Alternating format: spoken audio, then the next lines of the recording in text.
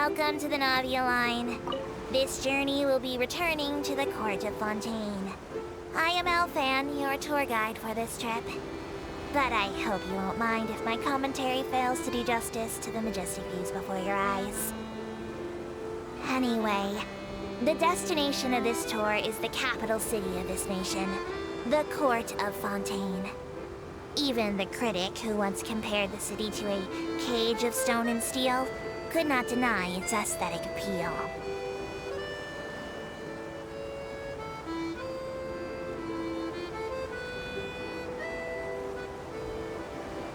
To the right of the aquabus, suspended in midair, is Fontaine's renowned research institute. I hear the employees there do crazy overtime regardless of rank or distinction. I'm not sure if that had anything to do with the incident.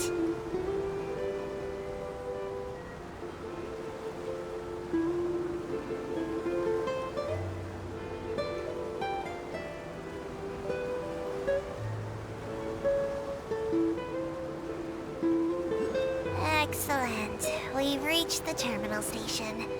Please prepare to disembark. I don't mean to hurry you, but there are just so many attractions in the Court of Fontaine worth visiting. I recommend that you begin sightseeing as soon as possible, so you encounter as many of these treasures as you can. As for me, I might use this opportunity for a rest. Maybe I'll go to our ways for a cup of coffee. Even tour guides need a pick-me-up now and then.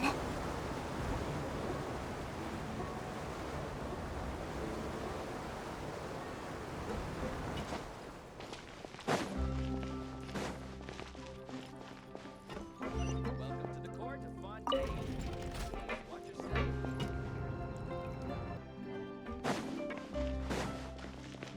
Which is more valuable? Unlimited mora or unlimited time?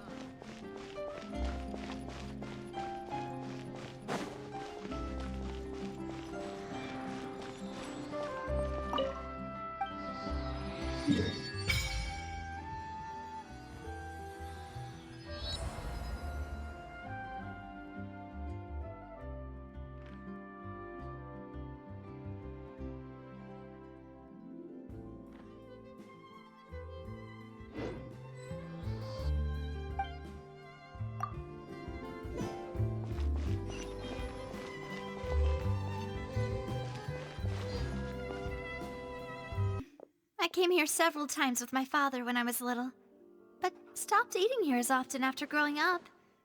I hope the food here will be to your taste. Oh, don't worry! We haven't eaten at a hotel like this in a while. Paimon's getting excited already! In that case, I'll go order for us first. Please wait here a moment.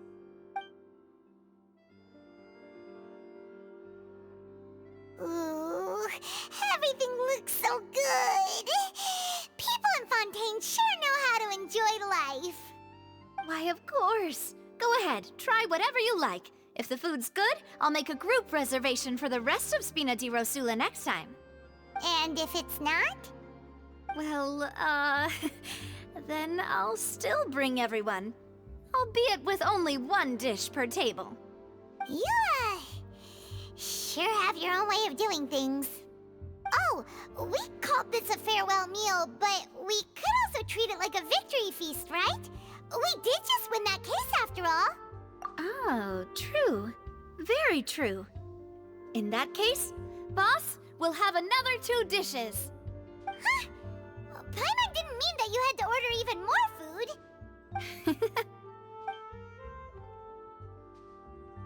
Speaking of cases, do you think that the mastermind behind the serial disappearances will get caught soon now that this has all happened? Well, we've certainly taken a big step forward, but I feel that's about it. We know that there's an organization that means to dissolve these young women, but we still don't know what they are really after. If it hadn't happened right in front of us, Paimon wouldn't have ever believed that a person could be dissolved like that. Right? Yet it was because this was such a preposterous notion that the investigation could never really move forward before. Ugh. If only that guy could have finished speaking. We was behind it? In such investigations, even the smallest step can seem like a yawning chasm if the trail of clues is cut off. To be honest, I don't have high hopes for any follow-up that the authorities might conduct. It's not that I don't have faith in their ability, it's just that a different perspective is required in some matters. It's easy to guard against and deceive a single narrow perspective. A shift in thinking is required at such times in order to produce a breakthrough, which is exactly why the Spina di Rosula exist. Those highfalutin folk are not all-knowing. That's why we exist, to seep into the cracks where filth falls through, where their watch fails them. That's the kind of problems we solve. Seems Paimon thought things were simpler than they actually are. It's all right. Well, this was supposed to be a farewell meal, so I doubt you have further interest in this business, right? Let's talk about something else. Like, what are your future plans? That's true. We didn't have a chance to speak to her after the trial ended. It didn't really seem like the right time or place to do it anyway. I see. So, your primary objective, which has been foiled so far, was to have a chat with the Hydro Archon. I've heard that there's a long line of people waiting to meet Lady Farina. I suspect you'll be waiting for quite a while, considering that you missed your chance today. Yeah, we've heard that she's super popular here in Fontaine, and that it'll be tough getting any of her time. Well, would you consider some more, unique ways? Perhaps even methods of, let's say, questionable legality? Guess that's Spina di Rosula's boss for you. Chock full of sketchy ideas. Well, what did you have in mind? Well, one way would be to infiltrate a performance troupe at the Opera House, only to abandon your act at the play's climax and ask to speak to her after the performance. I'm sure Lady Farina would be eager to see the ending, and would agree in order to finish watching the play, don't you think? Could you suggest something a little more practical? This plan seems pretty hard to pull off. We'd have to go learn how to act, and acting's really hard. All right, here's another. Find a way to conceal yourselves under her bed. Then wake her up in the dead of night and demand answers. Don't let her go back to sleep until she answers all your questions. I can personally testify that this one works. When I'm sleepy, I'll do anything as long as I can finally get some sleep. That might work, but that's not really the problem. The problem is we don't want to get ourselves arrested. Ah, valid point. I overlooked that part. I was just thinking about leveraging a person's desire for sleep. All right, no more joking around. Perhaps you could... Oh, I don't know. Cut the line when she's on a break. You did defeat her in court, clearing citizens of hers from false accusations. False accusations she had nearly upheld personally.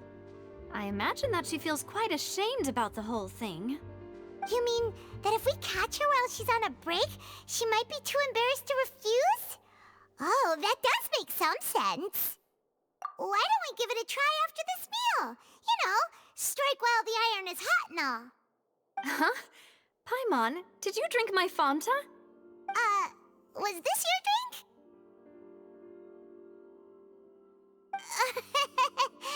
Sorry about that. Paimon wasn't really paying attention and the cup was right next to Paimon. Would you like to order another? No, it's fine. We're just about done here. Alright. Honestly, Paimon wouldn't recommend Fanta anyway. It tastes kinda salty and icky. Is that so? Huh. Well, in that case, we'll have to blacklist the Fanta here then. If we're all finished eating, then I'll go pay. Yeah, we're stuffed. Thanks for the treat, Navia.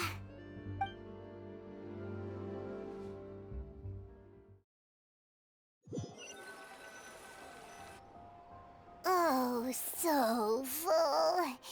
Paimon can barely float anymore. Normal. You know, like you. Okay. As for expenses this month, we're left with... Hey, Navia! What are you doing over there? Oh, nothing. It was just a meal, you know? Nothing the Spina di Rosula can't cover. Let's get ready to try to meet the Hydro Archon again. Bye, Navia! So this is goodbye, huh? Well, if you do encounter any other trouble in Fontaine, you're always welcome to contact the Spina di Rosula. I'll give your requests the highest priority. In any case, I wish you smooth sailing. I'll see you again, partner. See ya!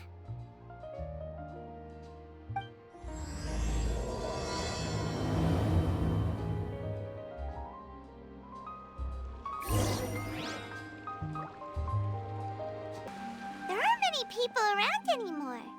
Looks like that boat we took to Araneas might have been the last one. Vache. Looks like we're back here again. Huh? Traveler? Are you hearing voices again? Ugh. That's kinda spooky. Are you sure we don't want to come back in the morning? Vache? Vache. Hey, why are you still walking towards it? There might be something nasty in the water. Huh? Hang on. Paimon can kinda hear a voice. It's calling for Vache, right? Hey, Traveler? Stop walking! Come on, wake up!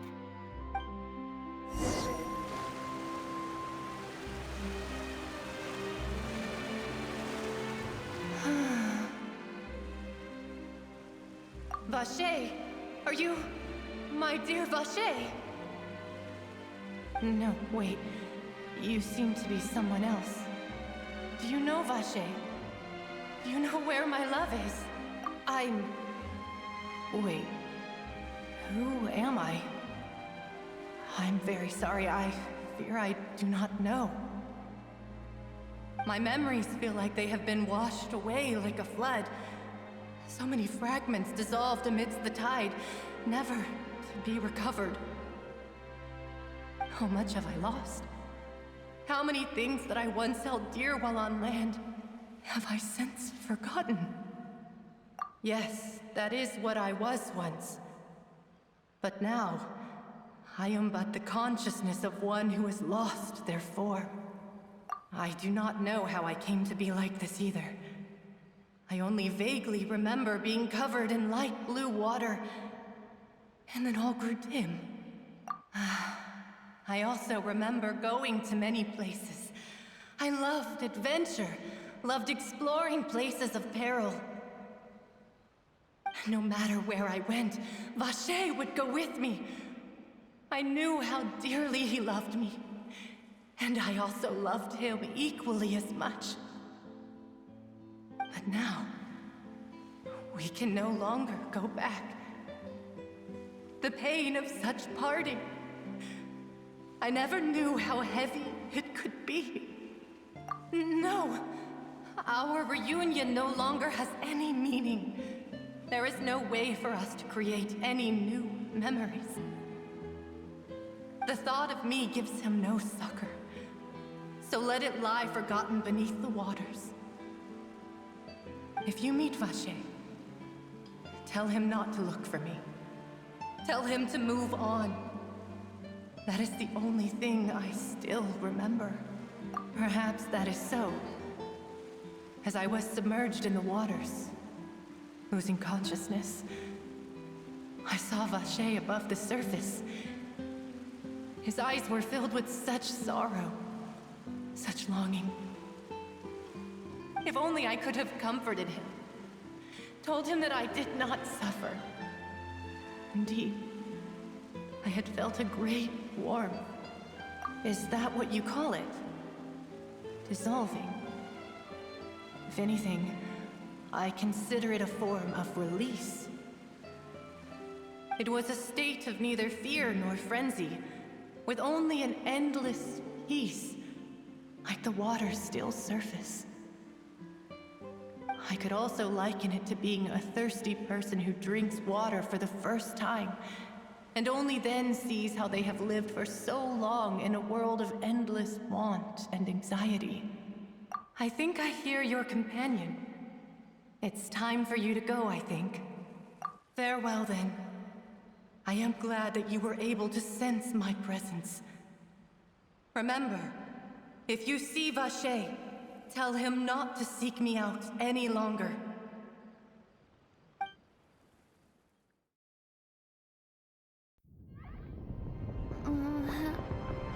Wake up! Come on, hurry! Navia's outnumbered!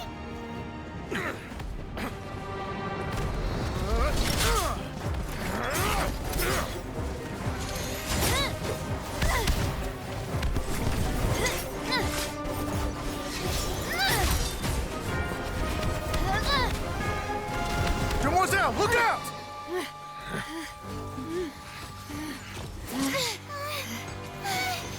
Dear God, it's a whole army of Gardamex.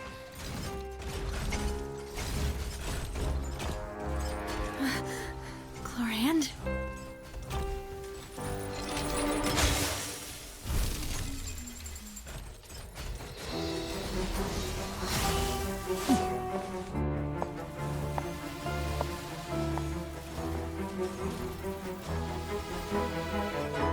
Quick, now's our chance!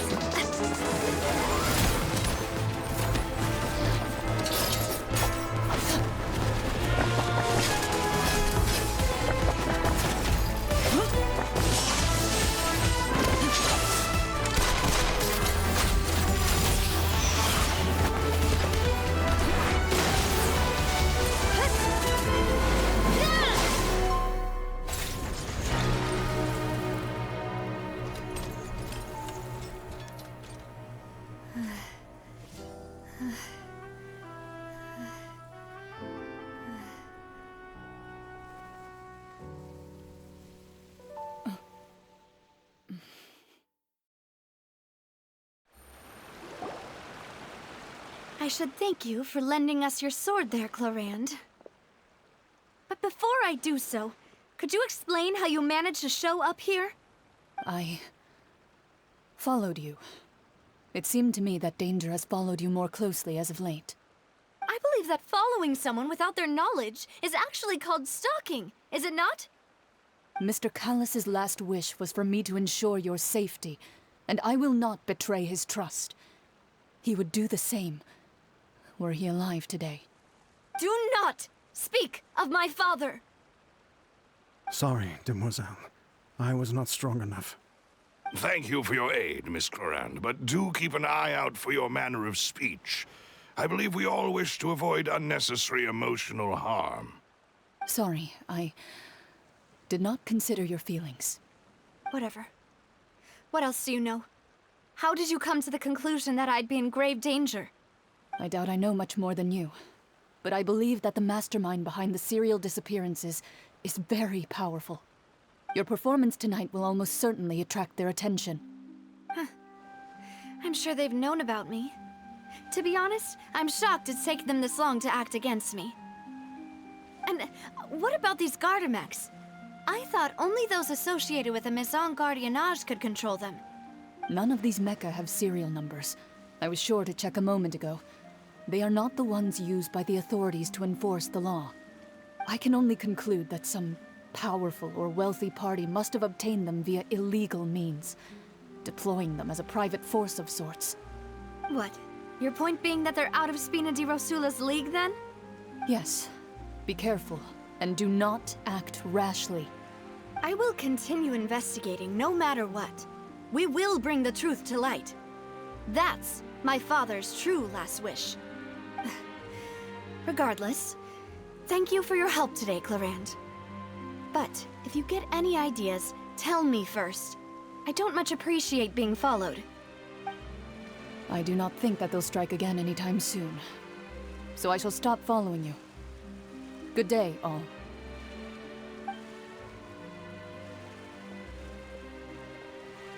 Right. I suppose that's the best news we've gotten today. Demoiselle, I believe that Miss Clorand was being sincere with you. If we tried, we could attempt to thaw relations a little. I know, she's... Oh, thank goodness! Paimon thought we were done for! Those Gardamex came out of nowhere while you were unconscious, and Nadia and her gang saved us!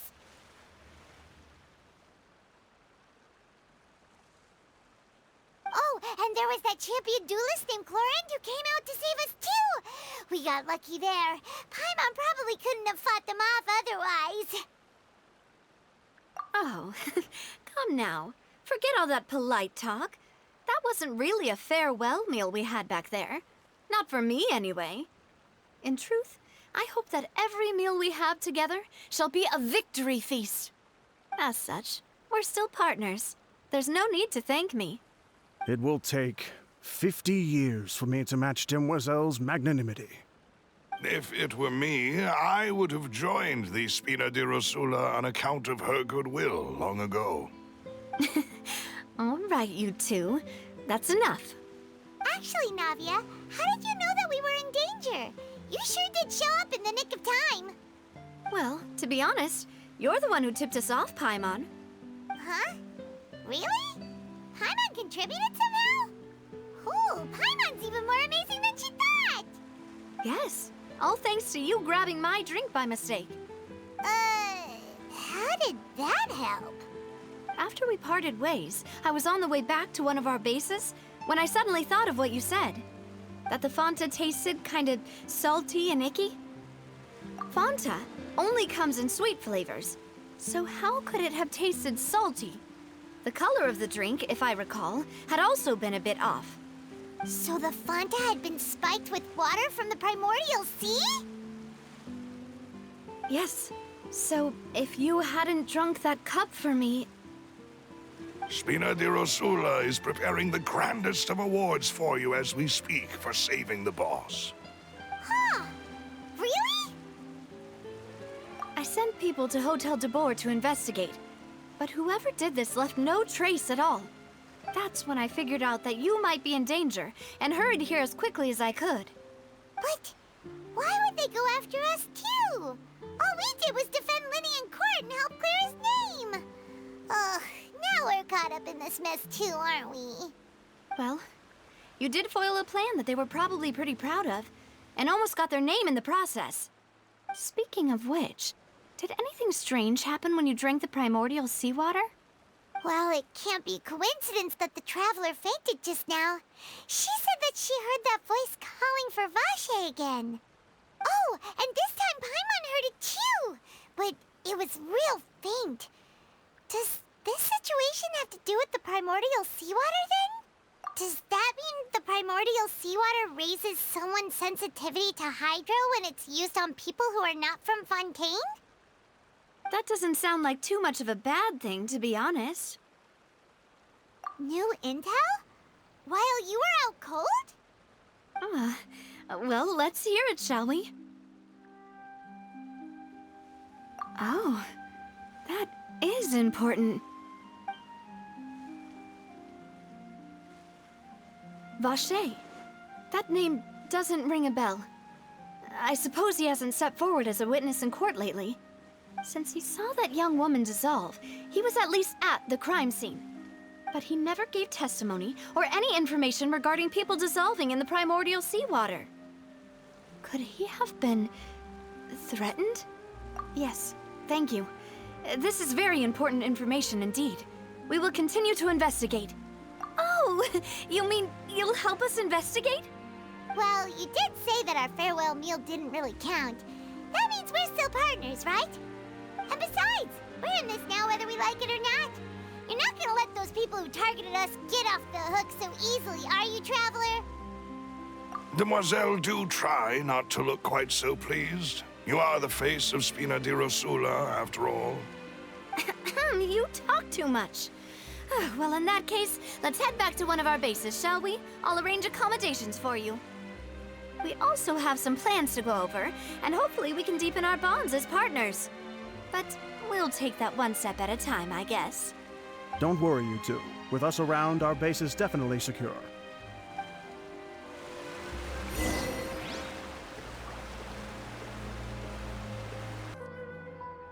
It's right up ahead, but let's make sure we weren't followed first.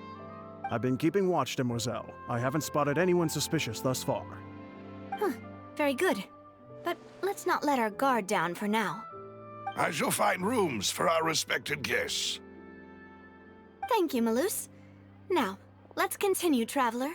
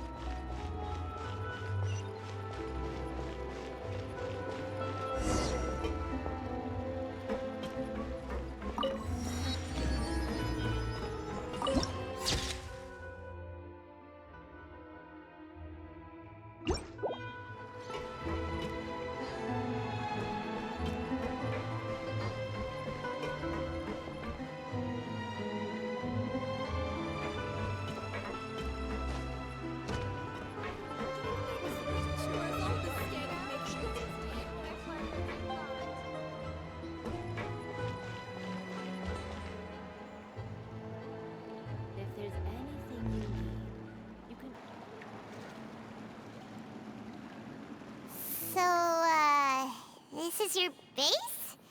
It's not quite what Paimon imagined. Your accommodations have been arranged. Under the present circumstances, I can confidently say it's the best we have. Well, our funds have been a little tight lately. After all, we don't allow illegal or unethical profiteering. In fact, our funds often come from citizenry who support us. Seems like it's tough times for everyone. But if you have the support of the people, that does sound like it's worth it. To be honest, our financial situation was a lot better back when my father was in charge a few years ago. I'm afraid I'm not quite his equal. Your father... he was the previous boss of Spina di Rosula, right? How did he... Demoiselle, if you'll allow me to explain. No. I'll explain it myself. I suppose I couldn't run from this topic forever. And as partners, this is something I hope they can understand. My father's name is Callus. Yes, the same one they call Callus the Unfaithful in the streets. 3 years ago, he was accused of murdering his own friend. But he chose a duel to defend his honor instead of standing trial. He died in the duelist's ring. Oh no. But I do not believe my father was a murderer. I'm sure he was set up. At the time, I believed that if he only stood trial and was duly investigated, something amiss would crop up and prove his innocence. But strangely, he not only requested the duel himself, but rumor has it that even after being seriously injured, to the point where he could be deemed as having lost the duel, he refused to surrender, determined to die in the arena. 3 years later, I still don't understand why he did that. How could he protect his honor if he's dead? If anything, he gave up his chance to defend himself. The closest piece of info I have is that my father had been investigating the serial disappearances case at the time of his death. Ah, so that's why you're so determined to get to the bottom of that case. That's right. I've also tried to investigate the murder my father was implicated in, but I haven't found a single new clue in my countless reviews of the investigation records.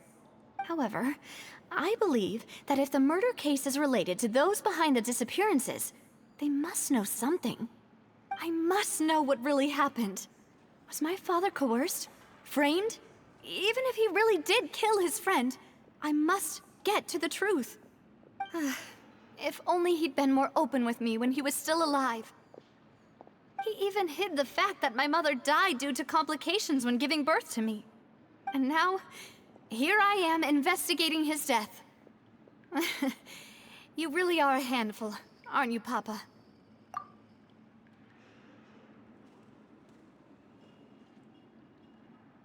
Demoiselle, please, if there is anything I can do, anything at all.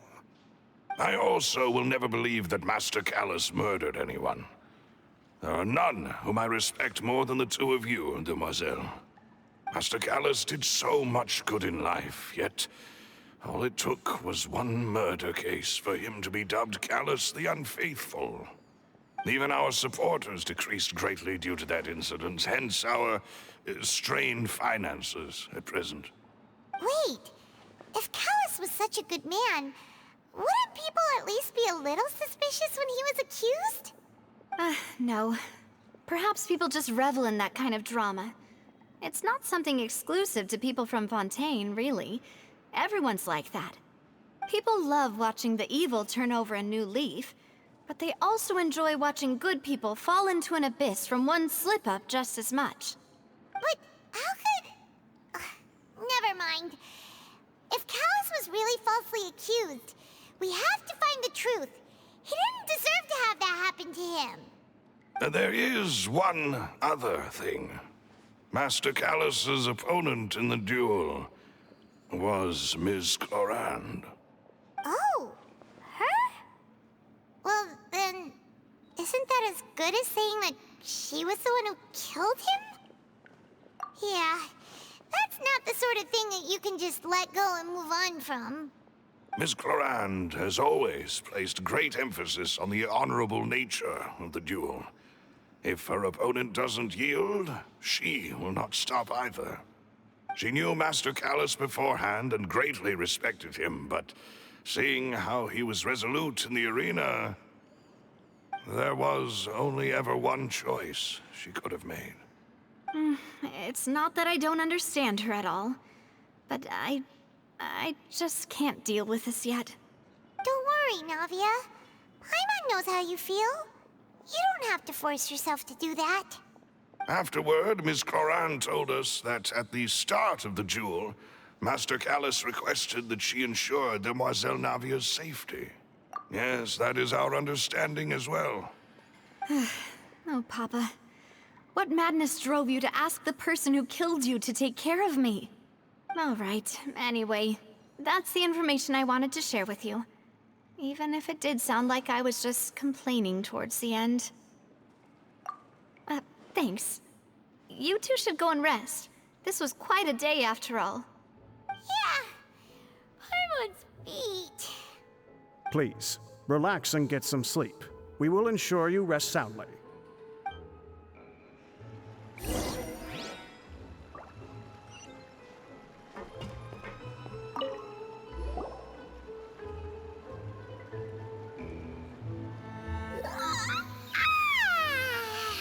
Paimon slept so well.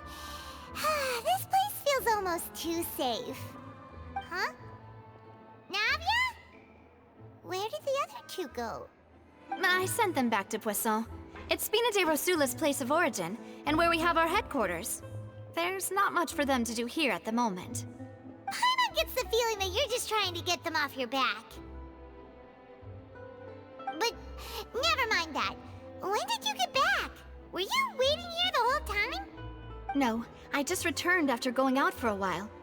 I did some investigating yesterday regarding the name Vache. Wait, so you didn't sleep at all? How could I after having such critical new evidence appear? Guess Paimon wasn't speaking for everyone just now, huh? Unfortunately, this name seems to have been wiped from existence. It doesn't seem to have a match anywhere. I suspect that those behind this have already taken steps to hinder an investigation from this angle. But that does prove that this Vache person is a key witness in the incident. Does that mean we're too late,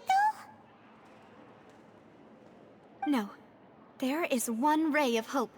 One place in Fontaine that they would find almost impossible to threaten, no matter how much they wanted to. And that is the archives kept by Chief Justice Neuvillette, a place where detailed files on all the cases in recent years are kept. If the Oceanid you met is one of the young women who went missing recently, we should be able to find some related information there. So Neuvillette maintains an archive of case files? Whew, guess that's the hard-working Chief Justice for you. In that case, let's go talk to him, shall we? Aren't you coming along, Navia? Did you get tired? No, it's nothing. Let's go see the Honorable Chief Justice.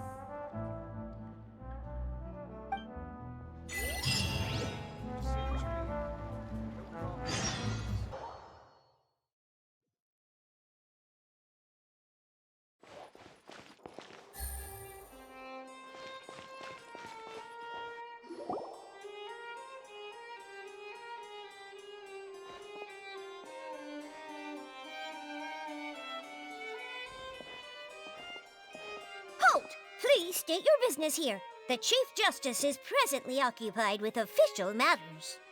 Huh. This place does look pretty heavily guarded. Guess that proves that Neuvillette's files are really secure. Hey, don't you recognize us? Huh? Who are you? Just to be clear, I don't care who you are or who you might be related to. Our rules make no exceptions. See? They've got great discipline, too. Yep. Paimon can tell. If you're here just to crack jokes, I can point you towards the exit. Unlike some, we're busy, so please leave if you don't have a reason to be here. No. What I meant to say is, shouldn't you remember us from a few days ago? We were at the trial of the great magician Linny. Oh, yes, I remember. I read about it in the Steambird. You must be Linny's attorneys. It's all coming back to me now. We're here today to report and archive some information on a follow-up case. Huh, is that even a thing? Of course. Don't worry. We're here on official business. You can trust us. All right then, I'll let you through. The Chief Justice is just inside. Thanks so much.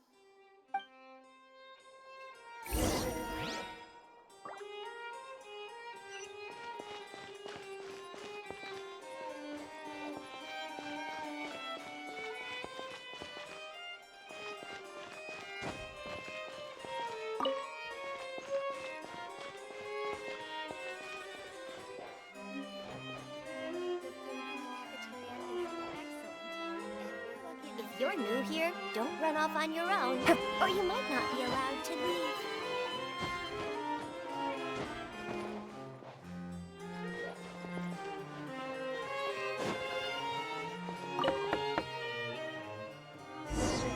Please come in.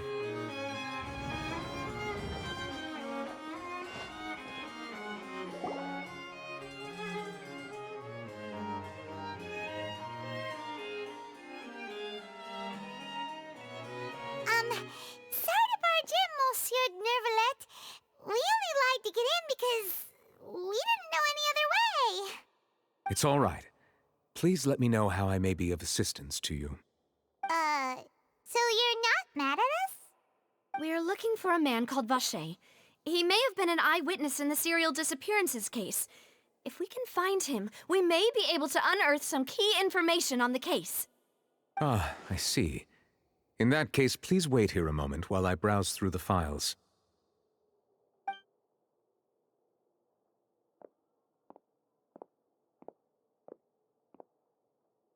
Who knew that Neuvillette would be so easy to talk to?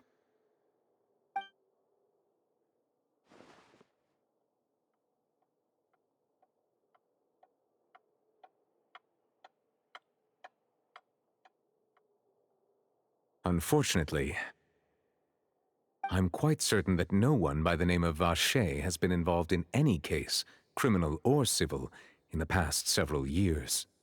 There are no records of him either in the files or in my memory. Traveler, what if it was really just a dream? Is that so? All right then. Thank you so much, Monsieur Neuvillette. We'll take our leave now.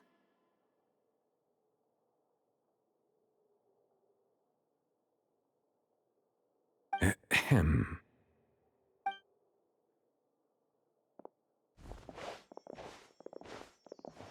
Miss Navia, I can understand how you feel. Your father, Callus, was a truly exceptional man. We deeply regret his passing.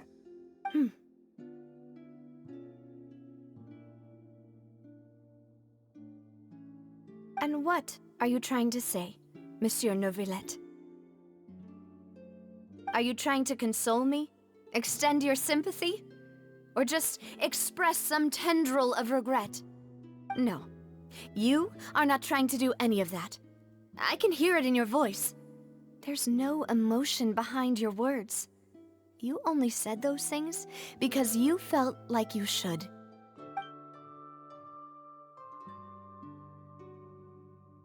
It's just like last time. After my father took his place in the duelist ring, I pushed through the guards to talk to you as a last resort.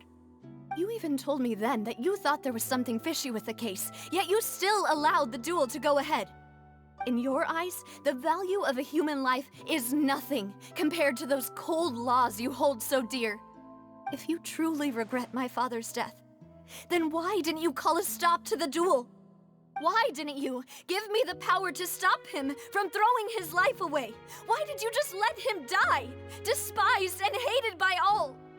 Everything was hanging on a thread at that moment. Just the tiniest effort could have changed everything. There are still so many things I never got to tell him. So many questions he still owes me answers to. If you really have no heart, then just look me in the eyes. I, Navia, will show you the true meaning of regret. I'm sorry, Miss Navia. You and my father are truly alike. You keep all kinds of things in your heart and never say a word to anyone. It's not so much that you can't feel, but that you would never express anything. Oh well. In any case, everyone already knows full well the apathy of the Chief Justice. My apologies for taking my emotions out on you, Monsieur Chief Justice. Let's go, Traveler and Paimon.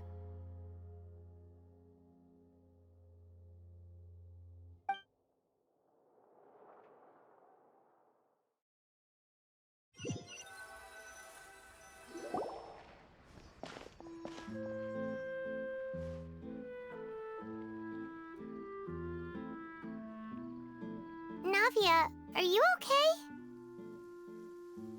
I'm fine. Rain. It's raining. You're right. Wasn't it still sunny when we went into the building? And there shouldn't be any active trials today. How strange. Now that I think of it, on the day my father was convicted of murder, it was also raining. What is it? Did you think of something? Yeah, he was outside. It was uncovered and the rain could fall there. Why? Do you think the rain could have affected the crime scene? That thought has occurred to us before. We've even expanded the search area to try to account for that, but didn't find anything of value. Oh? Wait. You don't mean... So you're saying that the true murderer could have been turned into water and then got washed away with the rain? Yeah, and if that's what had happened, then no one would have believed your dad, even if he explained what he saw to the authorities. I really think I found a true genius for a partner. You're completely right. How did I not connect the dots earlier? All right, let's go to Poisson. With this new lead in mind, we'll get to the bottom of my father's case for sure. Yeah, we're gonna make progress for sure this time. Do you want to go with me now? Or do you want to head over by yourself later? Great. Let's go then.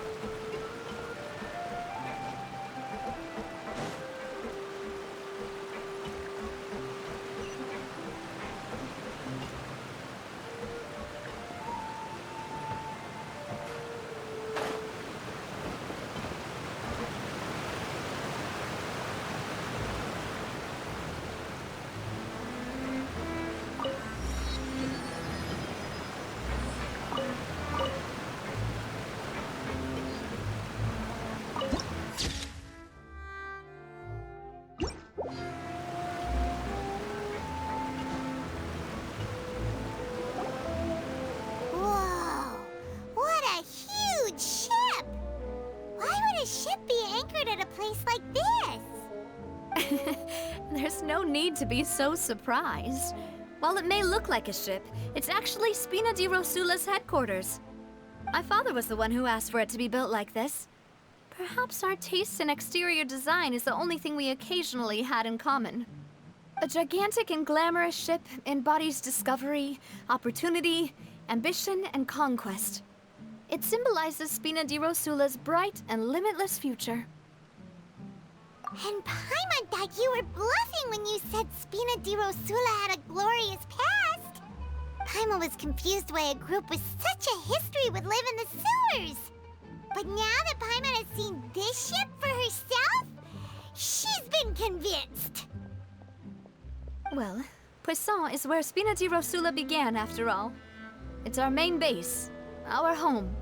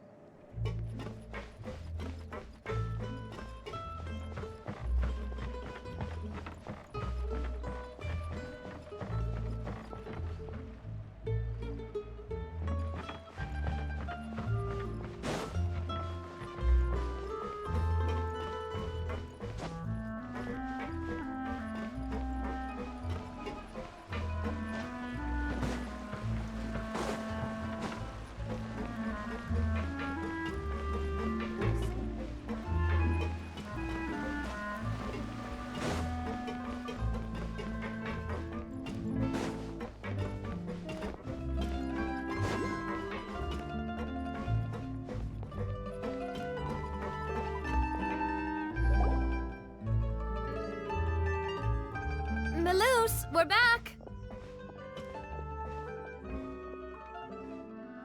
Apologies for the wait, demoiselle, and our most important partners. You said before that you still had some business at the court.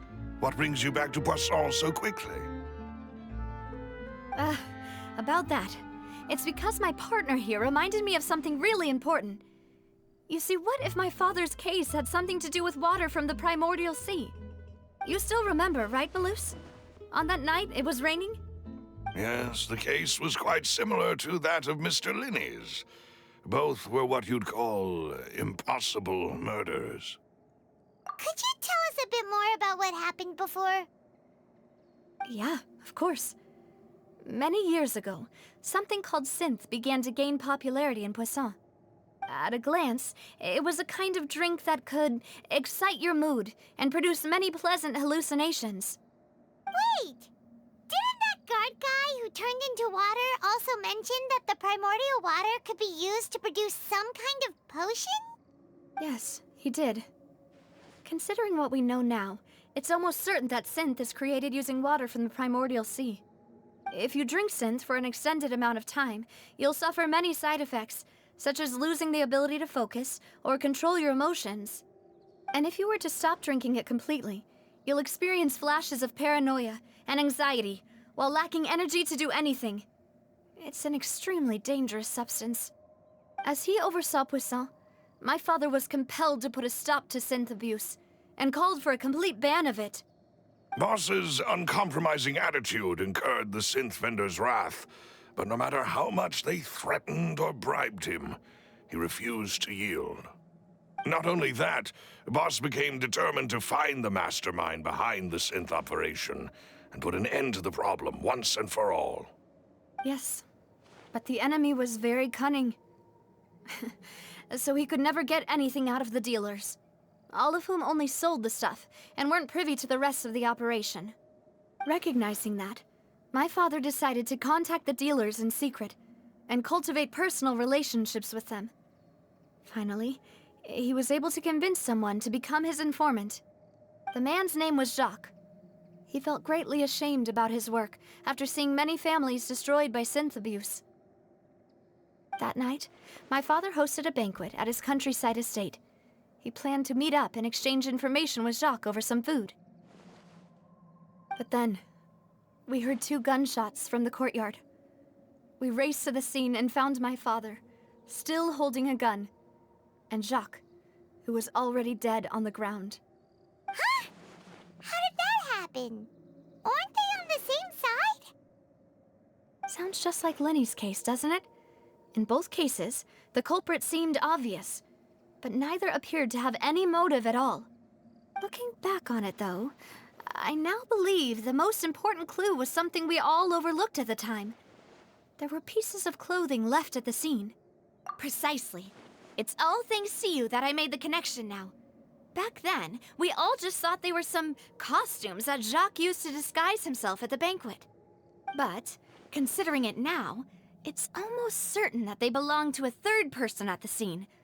With one extra person, we'll also need to reconsider why the 2 shots were fired. You're right. We still don't know what happened. But my intuition tells me that we're on the right track to figuring it all out. I'm finally headed towards the truth. Jacques was an empathetic man who was infinitely remorseful for his past actions. It's unlikely that he turned on Boss with 0 warning. I think this third person is probably the key to the full truth. On that note, however, even though this will not please you, demoiselle, as your and your father's butler, I must still offer a word of warning. Our opponent is insidious and cruel. They are extremely difficult to deal with, and Boss has already lost his life trying to bring them to justice. Even though Spina de Rosula has lost most of its former glory, Poisson has welcomed a new time of peace, and we have been allowed to live out our lives. There is no need to follow your father's path. It would be both wise and in line with Boss's wishes to step back and give up on the case. If that's indeed what he wished for, then he should have told me that himself. Was I not the closest person to him? And yet, I was the one most kept in the dark. What was the point of him dying without sharing any of the secrets he knew? Did he manage to protect anything in the end? Synth is still here. Callus the Unfaithful is still his epithet. And Spina di Rosula is barely getting by. Nothing has changed. Did he think I'd just accept his meaningless death and live out my life just as meaninglessly? I've never accepted that, ever. Not since that day, and certainly not now. I want to find out the real answer for everyone's sake. For the missing girls, for the victims, and for myself. Navia. This is indeed the best moment to act. Your partner appears to be quite reliable, and more importantly, Demoiselle, I think you're also ready to take this on. So you do know something else, Malus? Yes, I do.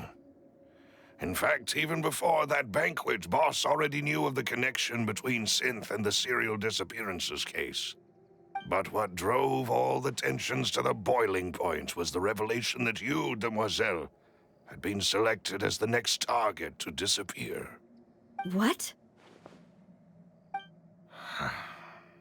Boss also didn't tell you that he had been diagnosed with a rare illness.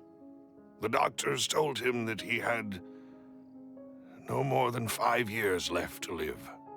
And the serial disappearances case caused him great anxiety. 5 years was nowhere near enough time to resolve this long-standing conflict. But once he passed away, all the danger would pass on to you. Knowing all of this, he decided to use one final intimidation tactic before his death. He claimed to have already gotten his hands on some key incriminating evidence for the other side, and even told some members of Spina di Rosula about the details. But as long as you remained safe, he would not share the evidence with the public. If something were to happen to you, then he and all those he told would immediately expose all they knew about Synth and the disappeared victims. Right, so nobody would be able to get off scot-free. As we've seen, Boss's tactic has worked. Even though Boss has been gone for a long time, the other side has not tried to take Demoiselle's life. No, I don't believe it. He never appeared to look sick to me. No father wants their daughter to see them weak and haggard, especially someone as proud as Boss. To him, dying in a duel and suffering lasting dishonor as the Unfaithful were still far preferable than losing face in front of his daughter. So he chose to die in silence, so that he could protect me. I'm afraid you're not understanding this correctly, Demoiselle. What Boss wanted to hand to you was not a parasol, but a sword. If Boss's spirit could hear you telling me that you want to find the answer for the sake of everyone involved, I'm sure he'd be extremely proud. That fool. Couldn't he have just given it to me straight? No. He might have set up everything precisely because he never thought I'd be able to understand him. Is that the amount of confidence he had in me? And what if I was never able to make it to where I am now? Yeah. I suppose that's true. With the way he'd set things up, if I had wanted, I could have just lived out my life without a care in the world. But thankfully, he rarely talked to me about complex matters, and thus understood little of me as a person. In this case, he really didn't need to give me an easy way out. Malus, what was the key evidence that he shared with you? It's the location where Synth is produced. Essentially, it's the enemy's headquarters. When he was threatening the enemy, Boss didn't share the specifics of the incriminating evidence he found. But if you want to use it against the enemy, you'll still have to take several things into consideration. Why? If we know where the place is, can't we just go storming in? You mustn't forget that we're fighting against a mysterious and dangerous organization that's been in operation for decades. There's no telling what might be lying in wait at their headquarters. We also have no idea what kind of evidence we may be able to find inside, nor what people we may be able to capture. But a single visit to their headquarters would be tantamount to a formal declaration of war. The worst case would be that we leave empty-handed, but also open ourselves up to full retaliation. Then, in that case, why not work with the Fontaine authorities? Well, you saw one of them dissolve during Mr. Linney's case. We have no idea just how thoroughly they may have been infiltrated. Huh. That's true. Seems my father really had no choice. But things are different now. It should be a lot easier to prove the other side's guilt, now that we've connected Synth with the disappearances case. You sound like you've put a lot of thought into this, Maloose. I am the butler, after all. I live but to serve the boss and Demoiselle's will. I've always been willing to take on any kind of risk for your sake. But considering my relative lack of ability, I've spent my time keeping secrets, performing basic investigations, and waiting for the right time to come. Thank you for all of that, Maloose. Have you discovered anything new in the past few years? Let me think. One conclusion I came to was that the enemy must be quite familiar with Spina di Rosula, or at least have an informant planted here. When I announced orders to the organization's members on Demoiselle's behalf, I used to deliberately keep a few people in the dark and observe the reactions of the synth vendors.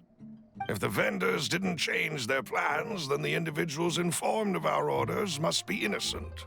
If the vendors packed up and fled, however, then someone must have given them the news. After several rounds of testing and investigative tracing, I've narrowed the suspect list down to 3 people. The first is Florent, Spina di Rosula's senior advisor. Huh? Florent? Yes, surprising, isn't it? He was one of the people Boss trusted the most, which also means that he was someone who understood Boss really well. Thanks to his position within Boss's innermost circle, he always knew our upcoming plans and could thus avoid capture this whole time. There's someone else like him too. Marcel, the head of Confrérie of Cabrières. Uncle Marcel. It's a guild in Poisson. Boss helped it to grow to its current size and prominence. In the beginning, they were only reselling some daily goods, but now they're one of the richest guilds around with a lot of business connections in the city. So, they're like a sister organization of Spina di Rosula? Yes, you can say that. When we were fighting against the synth dealers, they provided us with plenty of support. It's a bit difficult to imagine someone using their own money to hunt down themselves. The final suspect is Thierry, the man responsible for coordinating information between Spina di Rosula and the guards. Although the guards mostly leave us to our own devices, there are still many activities we have to report to the local authorities.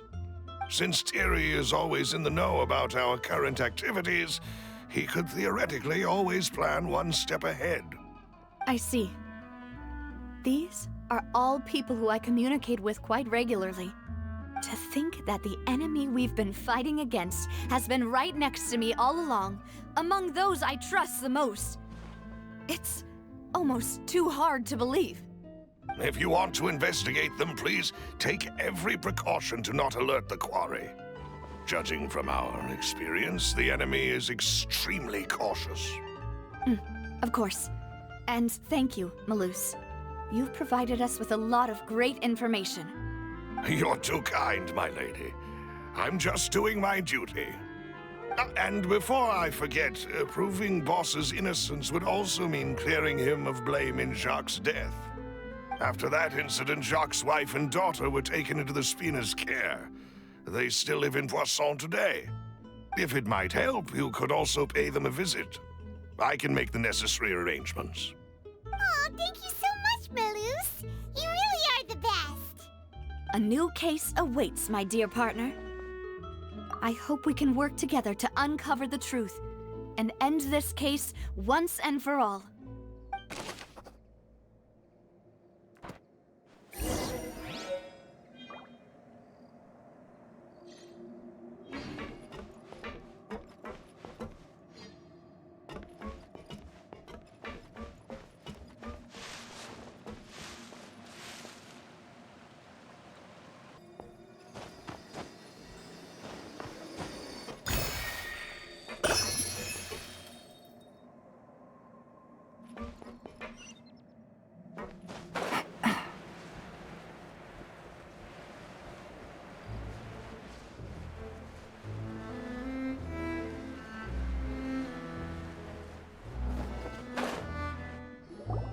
It is settled, then. Please excuse me, and enjoy your conversation at your leisure. Thank you for arranging everything for us, Malus. Excuse me, miss. Do you need anything from us? Oh, Hey, Navia's all quiet. This isn't like her at all. I'm sorry that I only came to visit after all this time. After what happened, I didn't know how I was supposed to face the two of you. Ah, if it's about that, there's no need to apologize. After my husband died, Spina di Rosula sent us a lot of mora and support. I understood your guilt and apology to be genuine. But aren't all of those things nothing compared to the loss of Jacques?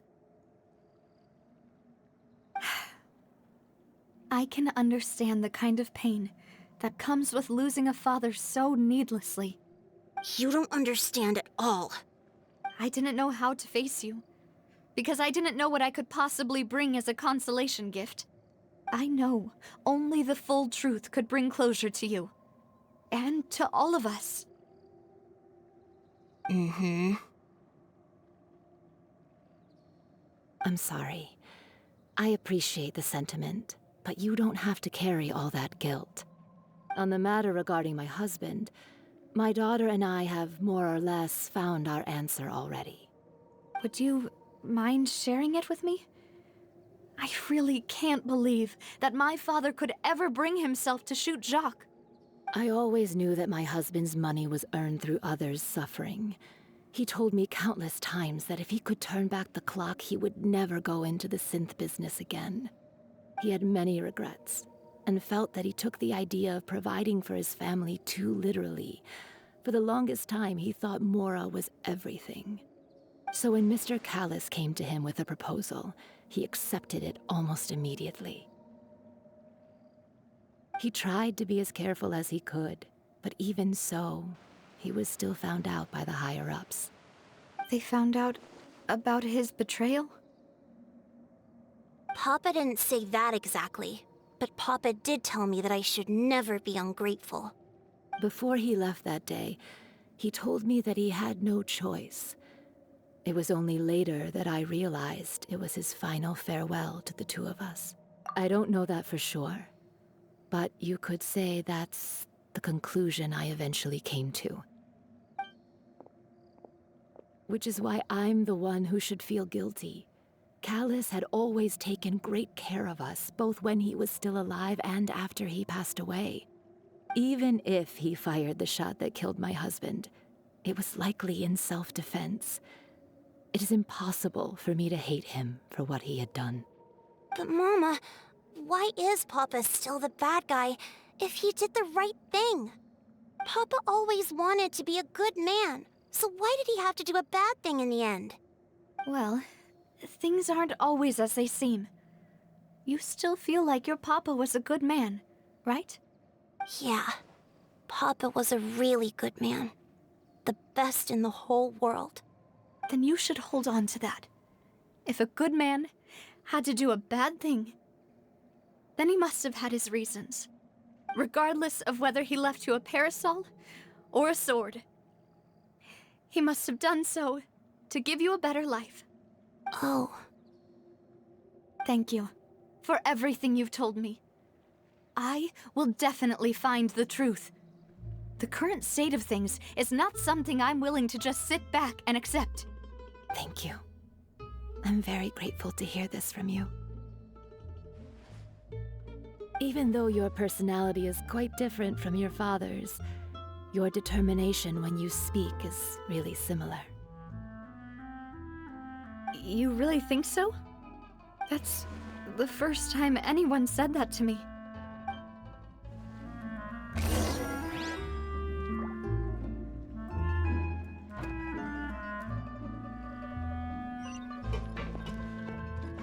Are you okay, Navia? I'm fine. Don't worry. Let's investigate the 3 suspects next. Florent should be nearby, and we should be able to find Thierry and Uncle Marcel in the city. I'll get myself together on the way, so please don't worry. Greetings, boss. How may I be of assistance today? I'm sure you've heard about what happened at the Opera House. Someone got turned into water right in front of us. Yeah, I've heard. With something that dramatic, I'm sure journalists will milk it for all it's worth. And it'll be all the talk for the next several weeks. It also reminded me, on the day that the incident happened with my father, it was raining outside, and we found some clothes left at the scene. After my partner here put the dots together for me, I feel like we should try to reopen his case.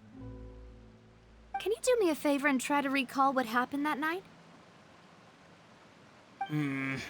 Let me think. Mr. Callis was feeling pretty upbeat that day.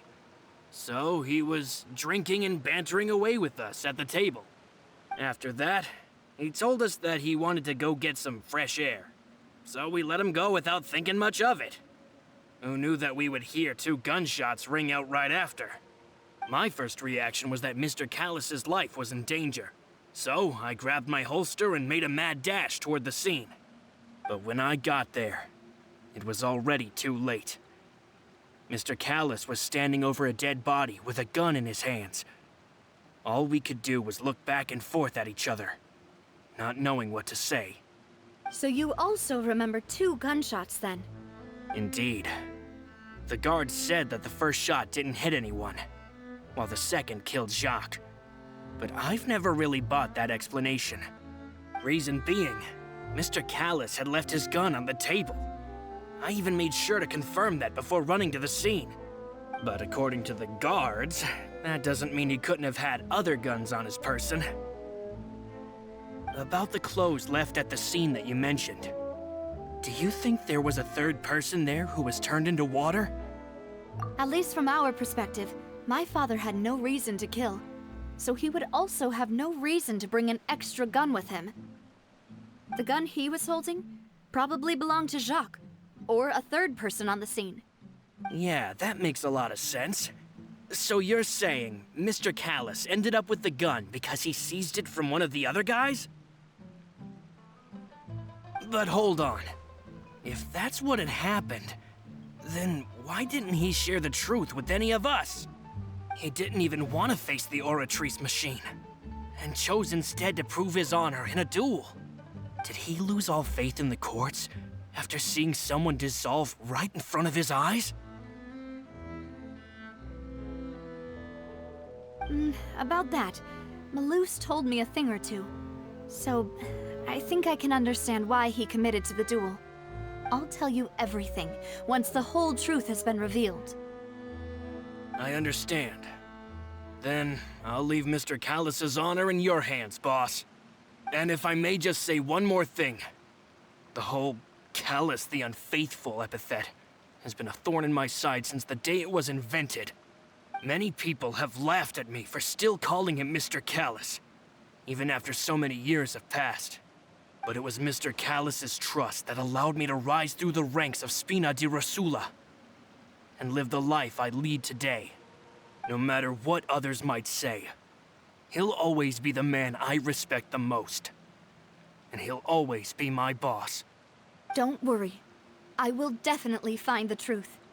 You and all our other comrades at the Spina deserve to know the truth as well.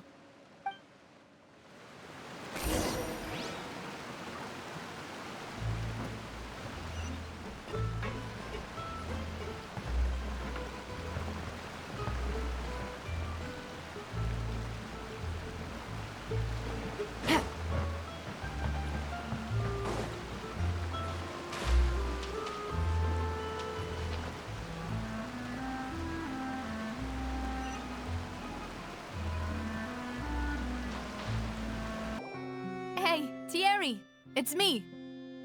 Oh, now, what brings you here, Miss Navia? I've heard that you made quite the name for yourself at the Opera House. Oh, so you've caught news of that already. Oh, okay. Hey, I'm also a member of the Guards, you know. The way you make it sound, people would think I was sent off to Poisson because I had done something wrong. Are you sure there isn't a little bit of truth in that? Under normal circumstances, shouldn't you have been called back to the city already? I mean, where I work is really up to me. Let's just say I enjoy the ambiance of Poisson. Callus did a fantastic job running the town, building Spina di Rosula from the ground up and clearing many obstructions in my way.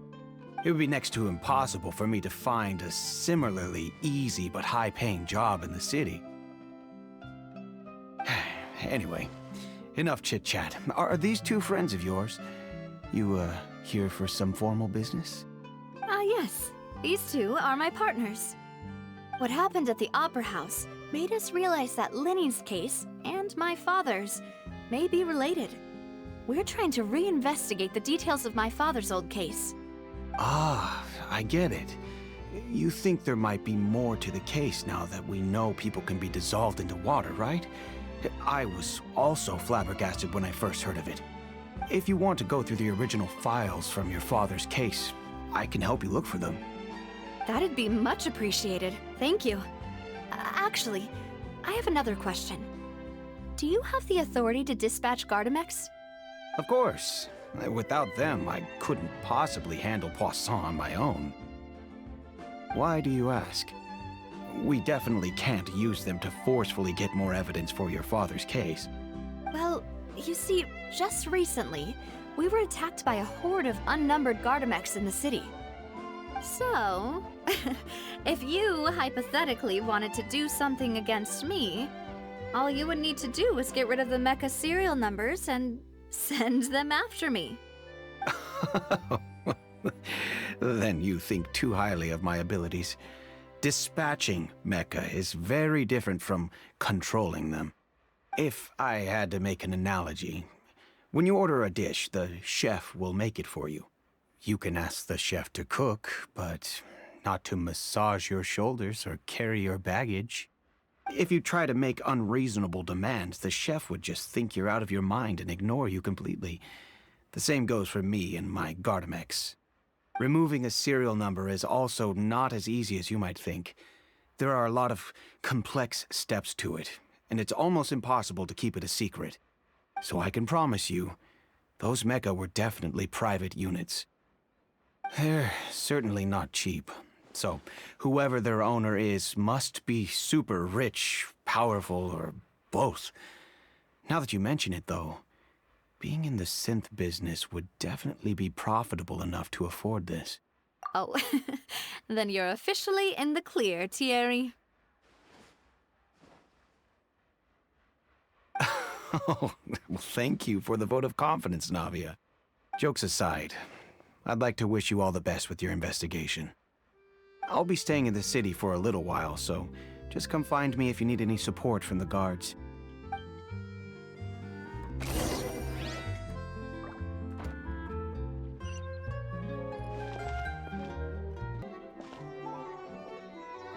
Hello.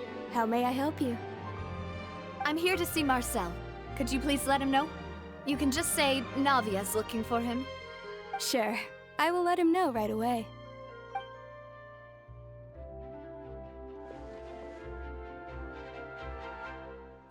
Navia, hello. Sorry to keep you waiting.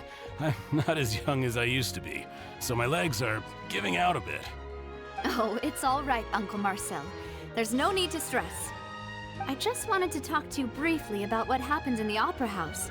I'm sure you saw everything too, right? Yes, I've never seen anything so strange. Oh, you were at the Opera House too? That's right.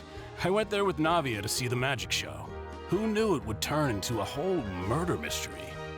I also witnessed your marvelous sleuthing work. Quite impressive. To beat the Hydro Archon at her own game on her own turf, I can already imagine everyone in Fontaine discussing your exploits over a few glasses of wine. Oh, Paimon doesn't want to become the talk of drunkards. Apologies. It's just how Fontaine is as a nation. Everyone loves drama and theatrics. Uncle Marcel, you've also noticed that other thing, right? The fact that humans can dissolve in water? Yes, I was reminded of your father's case right away. Is that what you're investigating now? Exactly. I still don't have much solid proof, but I can sense that the other side has already begun to act. Oh, and what makes you say that? We were attacked on Araneus by some unnumbered Gardamex. And there was also an attempt to get me to drink water from the primordial sea. If not for the vigilance of my partner, I probably wouldn't even be here talking to you right now. Oh, you're giving us too much credit. Wasn't it you who protected us? Alas, it seems things are heating up again. The peace that Callus sought so dearly will soon become a thing of the past. But rest assured, Navia, Poisson will always remain a safe haven for you. If you're scared, you can always return there. If anyone dares to lay their hands on you there, the Confrérie of Cabrières will use its funds to the last Mora to bring them to justice. Thank you, Uncle Marcel. But I don't intend to go into hiding. I'm going to strike while the iron's hot. Do you have any new thoughts on my father's case? About that. Sorry, my age is catching up with me, so it'll take me a while to recall my memory.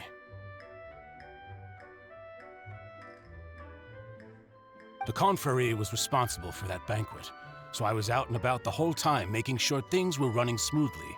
I didn't even have the time to drink with the guests. Then I heard the sound of a gunshot, and the rest was history. Oh, it's okay. No need to push yourself. We'll ask around some more, see if there are any valuable clues elsewhere. Sounds good. Just let me know if you ever need Mora. All my wealth comes from Callus's patronage and support. I'll spend however much it takes to clear his name.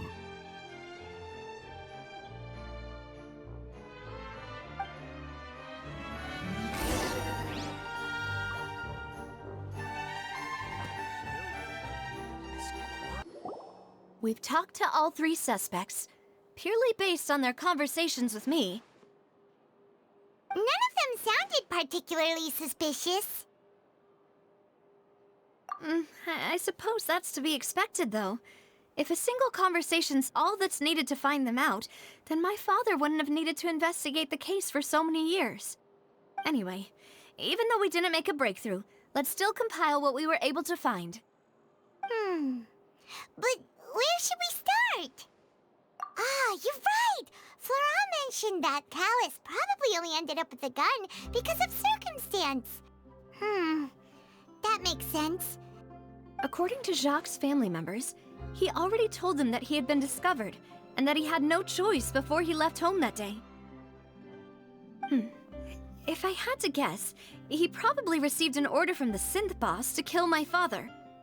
Had he refused, he and his family's lives would have been forfeit. So, Jacques fired the first shot? Oh? And why is that? Ooh, that's a good point. Jacques probably already knew that he was just being used as a tool for murder. And once he had completed his mission, he'd be of no more use to his boss. So, what would make more sense from his perspective would be to turn his back on the Order and seek protection from my father. Makes sense. But without evidence, that's still just a theory. Besides Jacques, the attack from the Gardamex has been bothering me quite a bit as well. It's obvious that our enemy has become more antsy after the secret of the primordial seawater was revealed. Do you think he knew, even then, that we'd follow this lead to the end? Given everything that's happened since, it's quite possible. But who among the three suspects would have the ability to control privately owned Gardamex?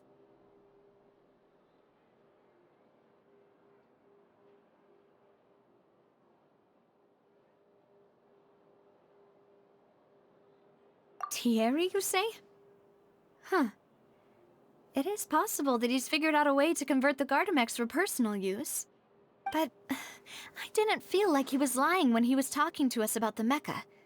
I also don't think he'd be able to keep that kind of tampering under wraps. Yeah, had he actually tampered with the mecha, we'd be able to prove it with a simple check of the guard's inventory. If the mecha were taken from the guards, it should be pretty easy to find out when and how that happened.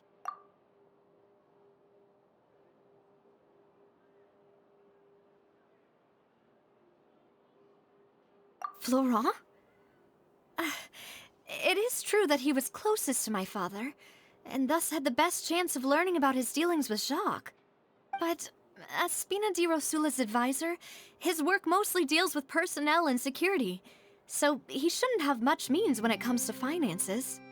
So you're saying he's too broke to afford a mecha army? Exactly. He can't. And even if he could, I don't think he would be able to dispatch a whole group so quickly. Uncle Marcel? My father did really trust him. And they worked together on a large number of projects. Maybe that's how he got to know Jacques. And with funds from the Confrérie, he could also afford a large number of Gardamex. It's still really hard for me to imagine, though. After all, Uncle Marcel has been around since I was just a child. Also, wouldn't this mean he has been spending a whole lot of mora and energy to fight his own synth business? Who could it be?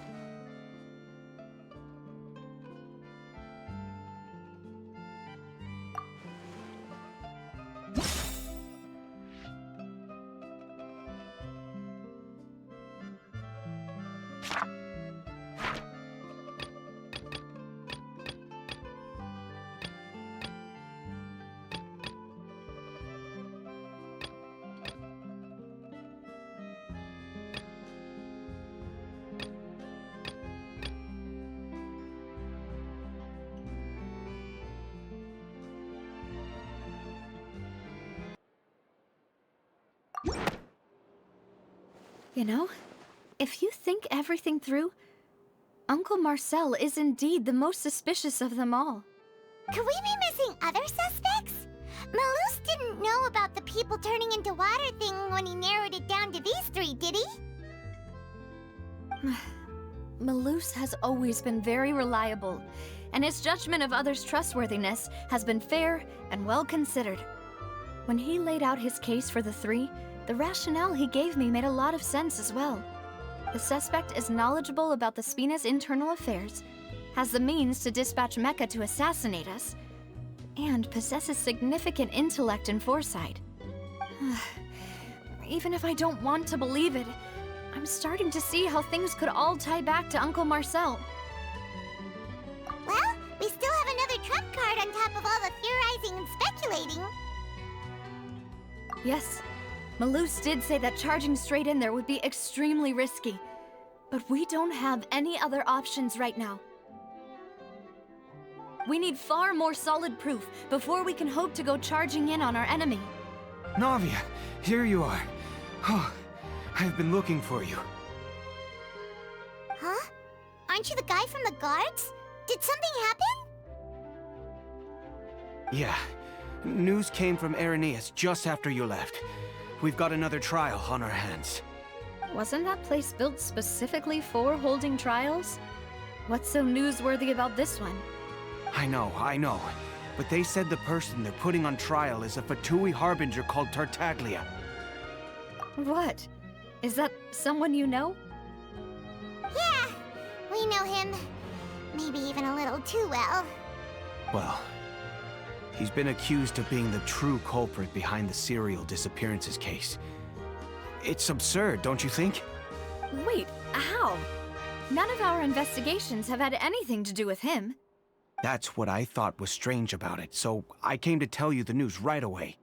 If the charge against him stands, then it'll be next to impossible to get the guards to support any of our planned investigations. Right, because they'll think they've already found the culprit. Yeah, and it'll be a lot harder then to clear Mr. Callus's name. I understand. Well, partner, what do you think we should do? We still haven't found any conclusive evidence. Huh? Split up? What do you mean? Just as expected of my partner.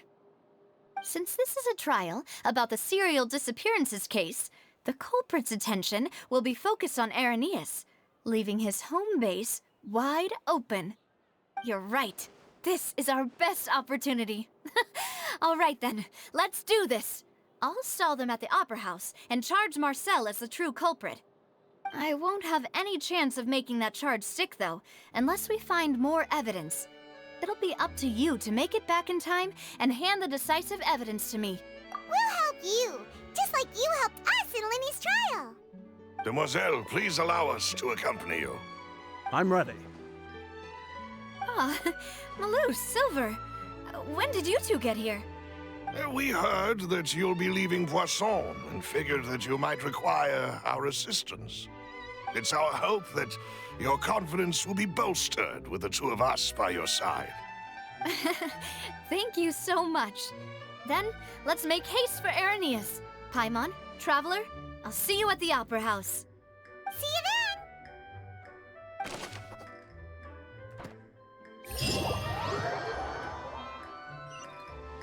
Now that Navia has set out for Irenaeus, we should also get going. The location has already been marked on the map, so let's head over.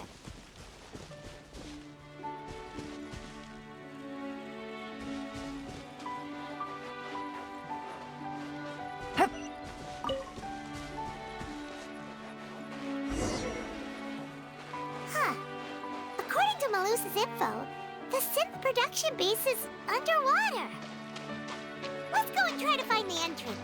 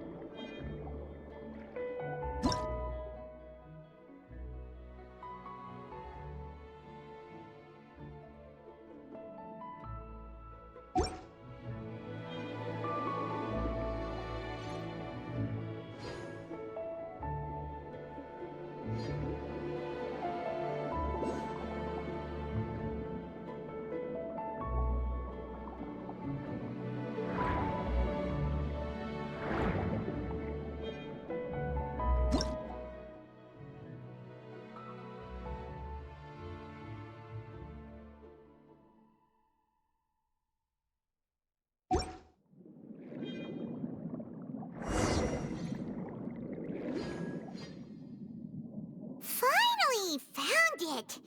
Huh. So this is the entrance that leads to the synth production base. It sure doesn't seem out of the ordinary at all. Ah, you're right.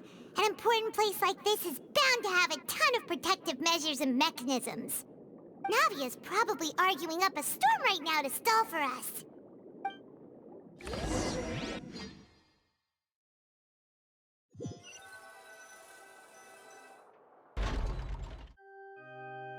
It would appear that I must repeat my question again, Mr. Tartaglia. Do you accept the charge that you are the true culprit behind the serial disappearances case? To be perfectly honest, I don't understand your country's complicated court system, or the reason why I'm being charged with something I've never even heard of. However, I did hear that people who have been charged can choose to participate in a duel to clear their name. Is that right? In which case, as long as I accept the charge, I can have an all-out fight with that champion duelist Clorend, right? I've got to admit, that's one of the most enticing offers I've ever received. When I privately sparred with her last time, she was obviously holding back. Real disappointing. Hey! Don't you understand? You're currently the prime suspect for a major case. This isn't the place for you to be looking for fights. Oh? Sounds like the Hydro Archon wants to lecture me on the ways of the Opera House. Then why don't you duel me too? I'm the kind of student that learns best in the heat of battle. No. That's not what I meant. Alas, it would appear that communication with the defendant is going poorly, and we have made very little progress. In that case, let me explain everything from the very beginning again. The goal of this trial is to determine the culprit behind the serial disappearances case. That case had nothing to do with him! You've got the wrong man! Huh? What's going on? Why is she interjecting again? I told you it couldn't be one of the Fatui Harbingers. Miss Navia, this is the second time you've interrupted the court proceedings. I only tolerated your behavior last time because you were able to provide the court with a key eyewitness. But that was an exception rather than standard court protocol. I can very well charge you with contempt of court for your interjections. Oh, please. Did you ever think I had any respect for this place's pointless theatrics? We can put that discussion aside for now. I'm not here to argue with you. I'm here to charge the true culprit behind the serial disappearances case. And if my charges prove true, then Tartaglia here will be proven innocent by default, correct? Oh, a young lady has charged in and offered to clear my name. How fascinating. Well, I'd gotten half bored to death by all these rules and procedures anyway, so I'll take you up on that offer. So, Your Honor, is there nothing else for me to do now? You may take a seat for now in the audience, but that doesn't mean the suspicions against you have been lifted.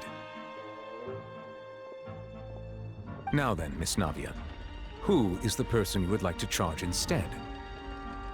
That person is...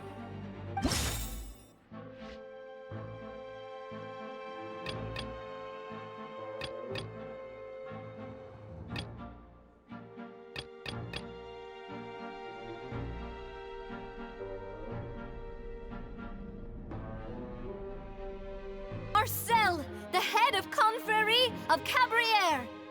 Huh? What confrérie? Never heard of them in my life. I've heard of them, but weren't they Spina di Rosula's sister organization? Oh, is this going to be a friends to enemies type situation? Please let me remind you, Miss Navia, that charging someone is an incredibly serious matter. Committing to the charge also means taking on the legal responsibilities associated with it. And if the charge fails, depending on the circumstances, you may also be charged with the crime of making a false accusation. Knowing this, do you still wish to charge this man? Yes, I do. In that case, I declare the charge to be valid. Miss Navia and attorneys, please take your places on the court. Members of the guards, please contact Mr. Marcel right away so that he may stand trial.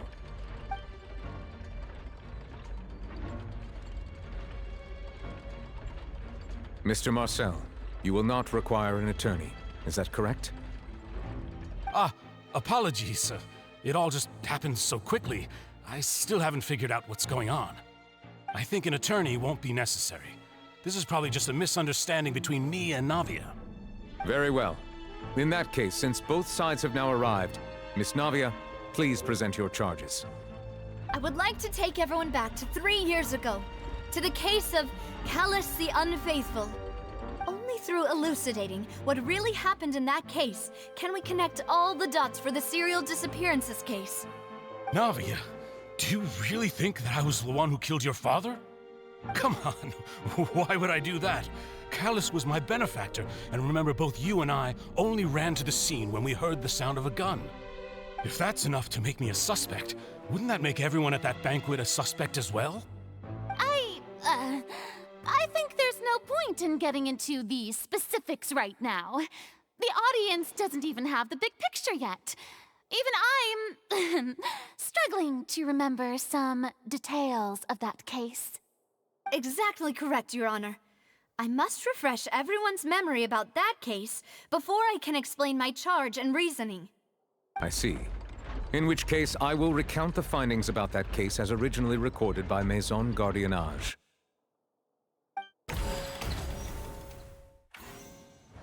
On the day of the murder, Spina di Rosula hosted a large banquet in a countryside estate owned by the Confrérie of Cabrières.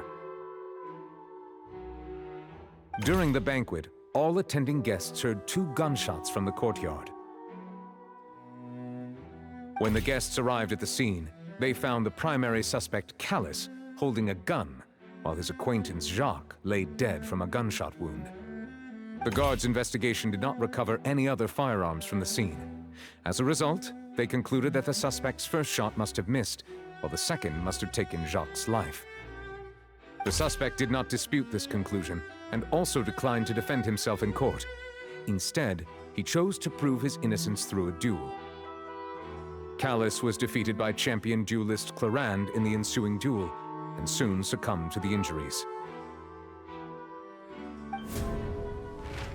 These are the known facts about the case.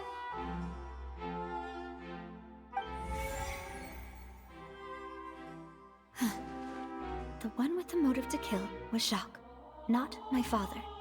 And even so, Jacques still had no reason to pull the trigger. In truth, the third person shot Jacques first, and was shot in turn by my father when my father seized the gun from him. After that, the true culprit turned the third person into water, erasing all traces of him from the scene. Thank you for the summary, Your Honor.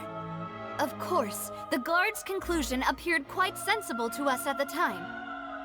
However, we should revisit the case now that we've gained new information about the abilities of water from the primordial sea.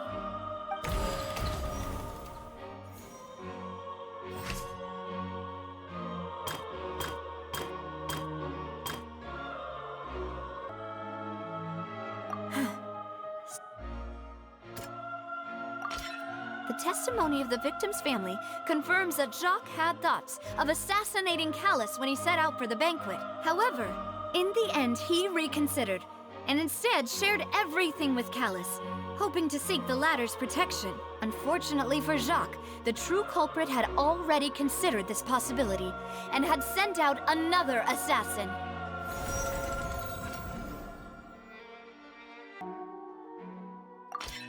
This assassin first shot Jacques, then turned to shoot Callus, only for Callus to wrestle the gun from him and kill him instead.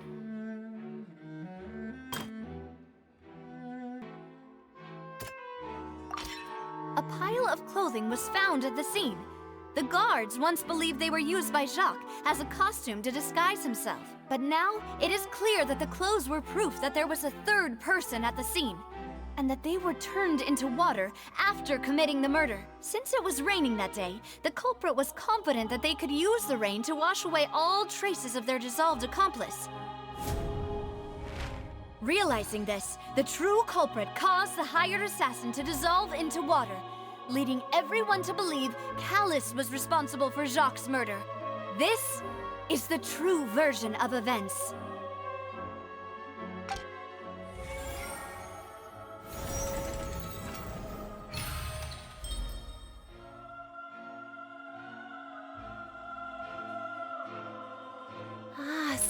that's what happened. Wait, you're telling me something as dangerous as water from the primordial sea has been used for all these years? What a great theory. It also explains Callus's and Jacques' respective motives. I guess they didn't shoot each other after all. Mr. Marcel, you are the one being charged with the crime. You should provide a rebuttal if you wish to prove your innocence. Ah, but I think I agree with everything Navia just said. In fact, there was nothing in her speech that directly implicated me. Then, may I ask some questions? In my opinion, we primarily need to determine two things. One, do you have the evidence to back up your claims? I'm afraid not. At least not at this very moment. Boo!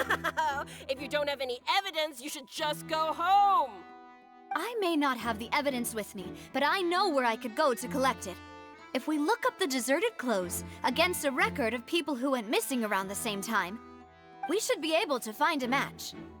Considering the serial disappearances case, the guards probably kept careful records of all missing persons from around that time, regardless of age or gender. That makes sense to me. Monsieur Neuvillette, I would consider this to be a reasonable investigative direction. Why do I feel like Farina's acting a little differently today? Maybe she's scared of embarrassing herself again? Alternatively, she's become more diligent after charging an innocent citizen in the last trial.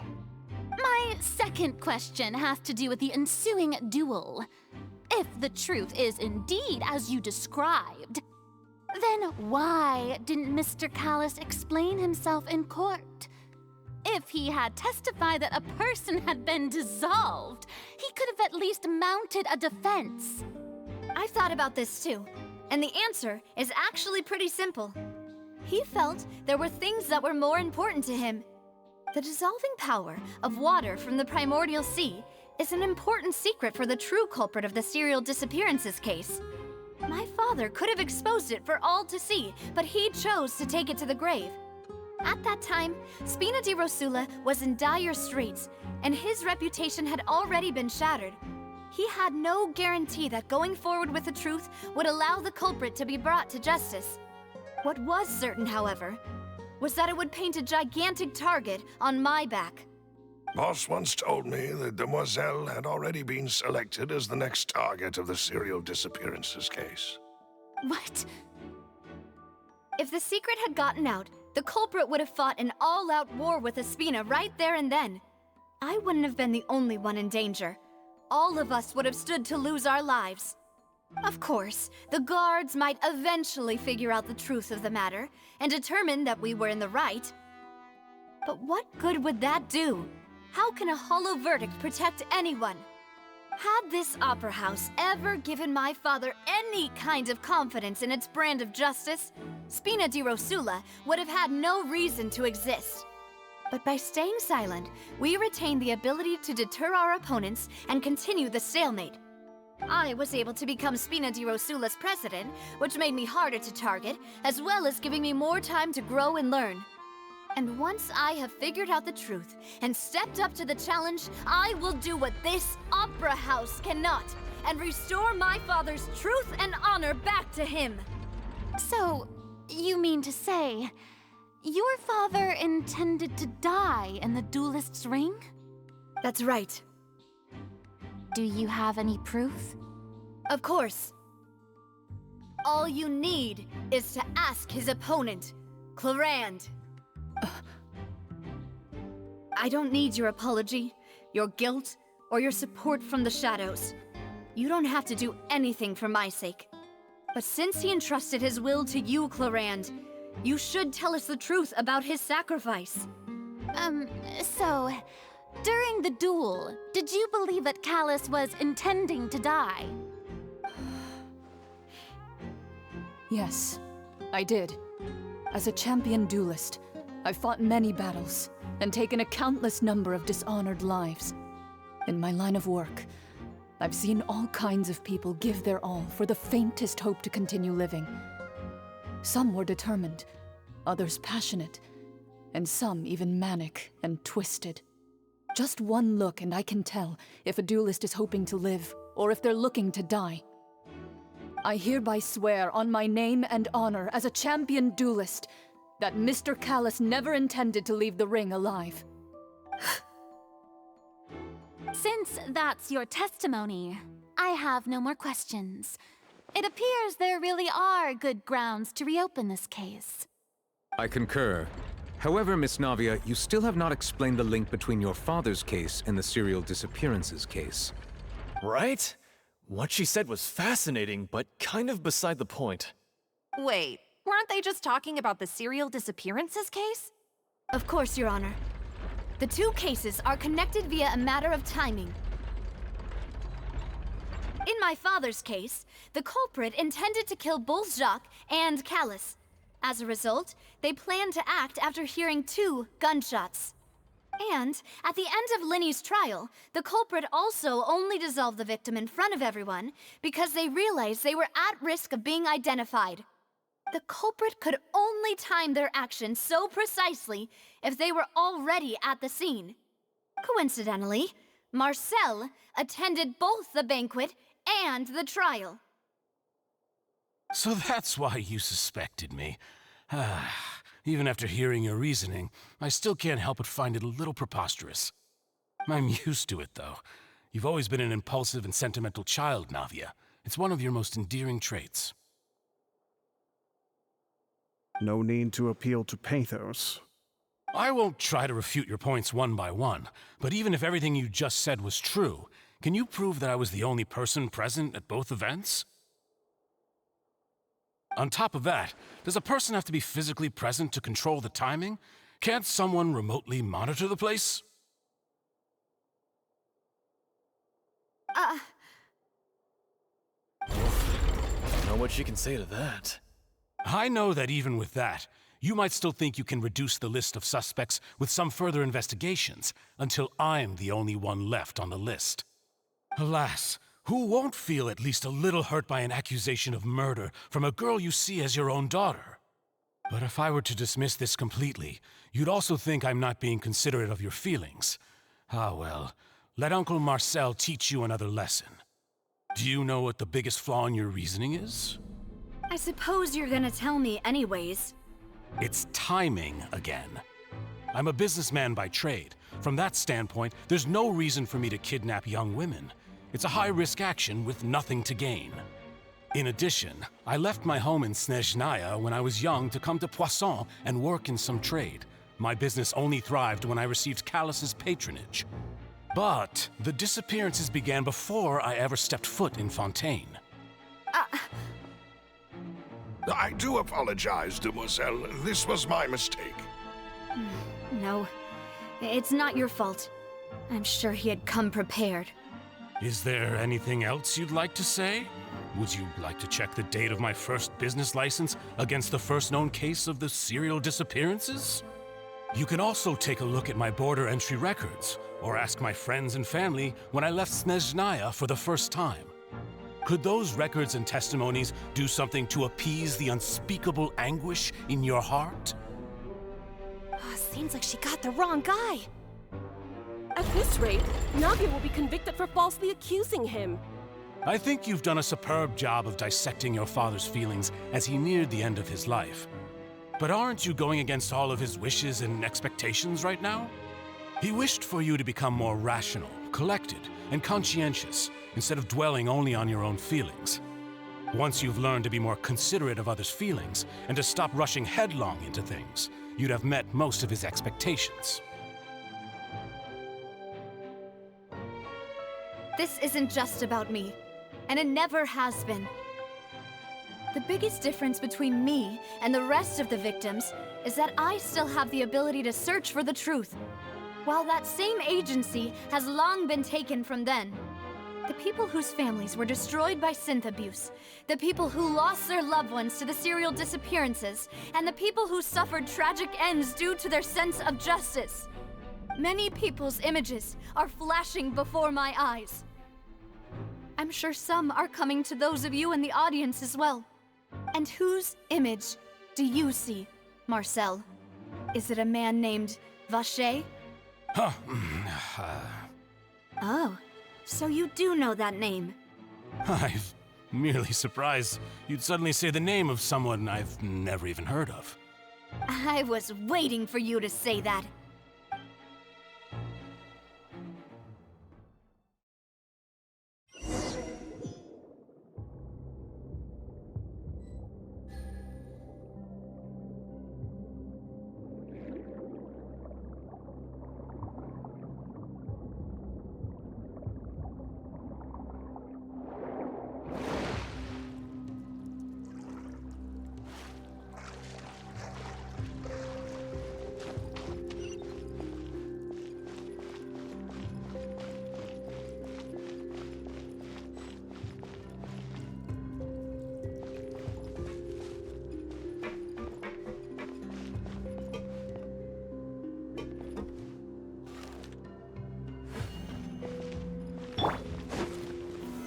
Solidify! I will have order! Fallen leaves, adorn my night! The wind knows me.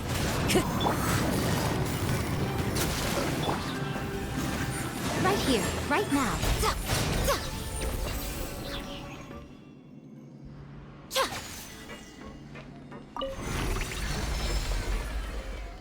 Whoa! The floor is going up!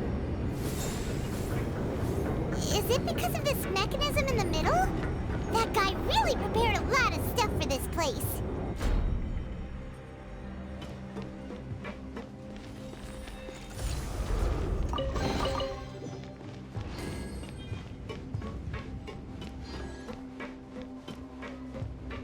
Paimon thinks we need to go up, but Paimon doesn't see a way. Let's take a look around. Maybe we'll find a hidden mechanism that'll show us the way up.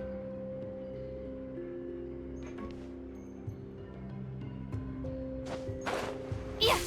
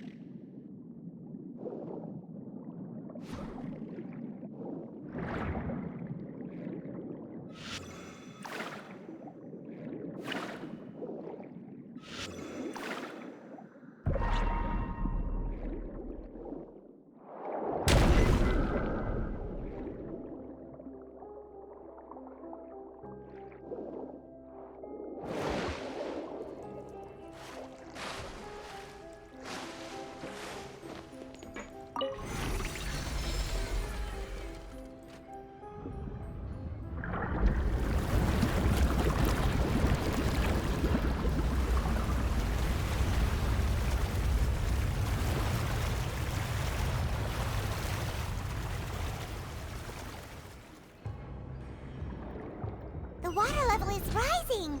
Now we can swim to the top! But this is still a ways away from where we need to go.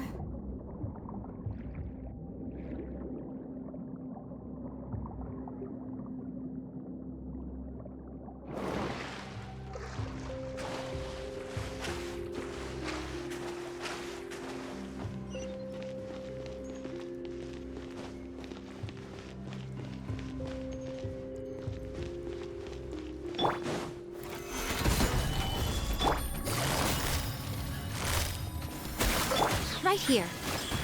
Right now. Things are about to get dicey.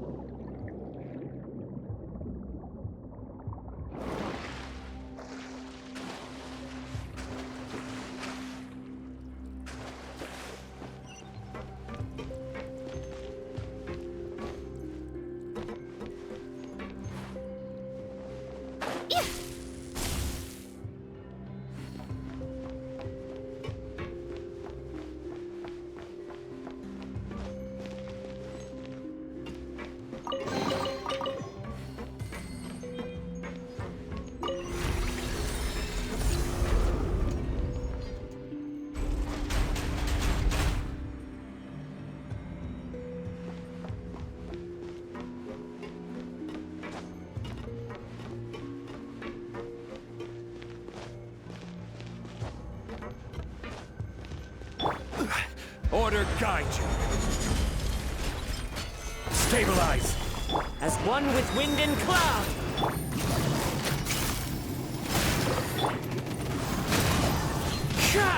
Emerge, right here, right now. Game's up, fun's over.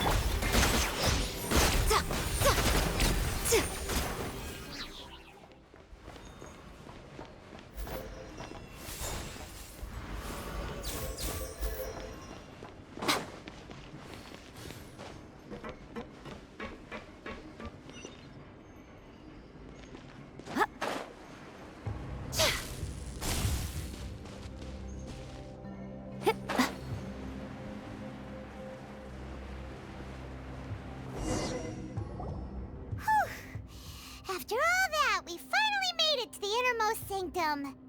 Though, as expected, the mastermind isn't here. That's right. Then let's hurry up and find some evidence so we can get back to the Opera House and help Navia.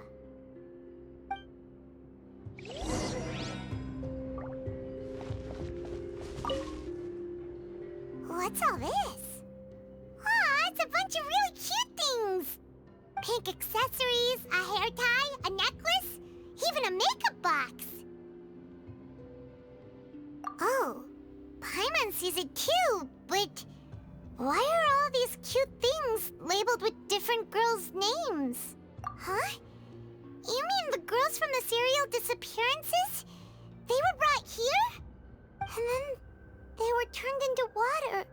And all the boxes of things, these names. That means... Oh, this is terrible!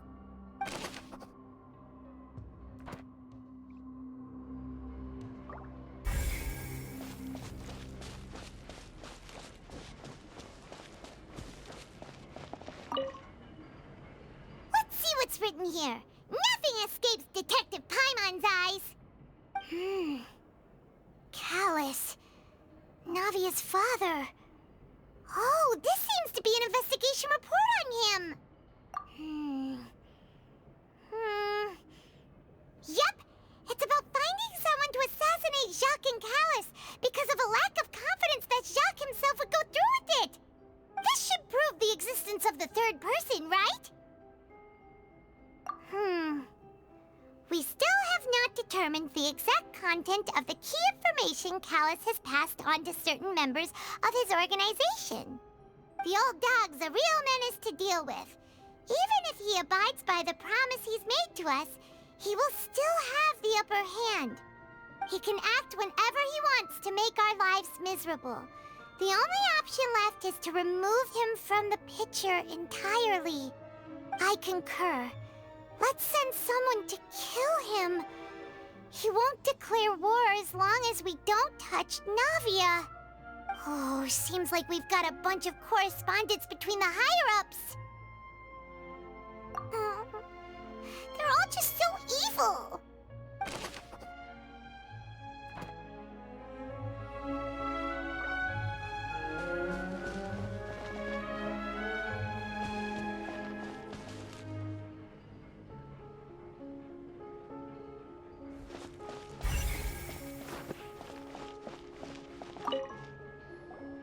Whoa!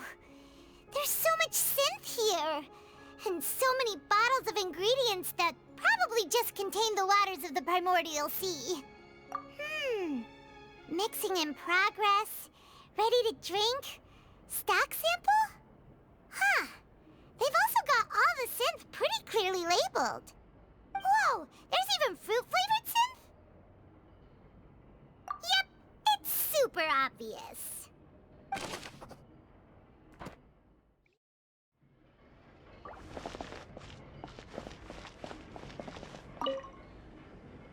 What's this over here? Looks like some kind of place for research. Experiment number 16 aims to verify Jacob Ingold's research conclusions on the primordial sea and use his theory as a foundation to achieve a breakthrough. The experiment was a failure. No individual managed to resurface from the water from the primordial sea. Female specimens 22, 23, and 24 were dissolved.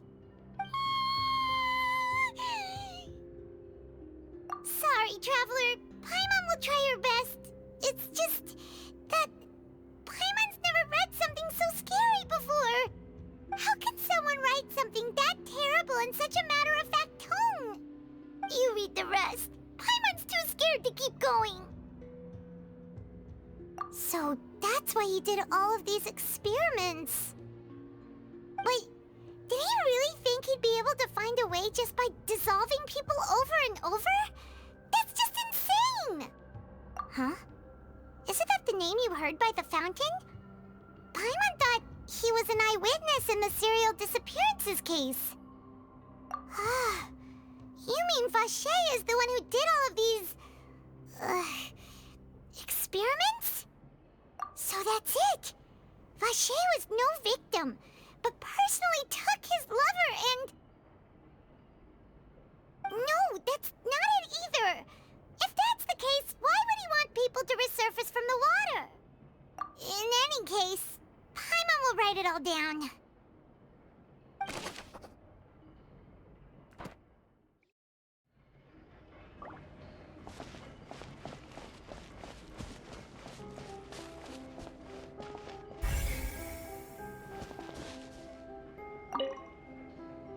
Oh, look! There's an important-looking basin over here, and it's full of water! That means this is where they make all the synth! And that special water is the main ingredient! If you dilute it with normal water, you'll get synth, but the pure stuff can dissolve a human! Paimon will take notes on this incriminating evidence. We've looked at almost everything here, and it seems like our theories were spot on. But... yeah, we haven't found anything that reveals his true identity. No wonder even Neuvillette wasn't able to find anything. Whoever it is probably destroyed everything to do with that name a long time ago. That way, even if we bring all this back to the opera, we won't be able to identify the true culprit. Sure thing. Paimon won't admit defeat to this guy either.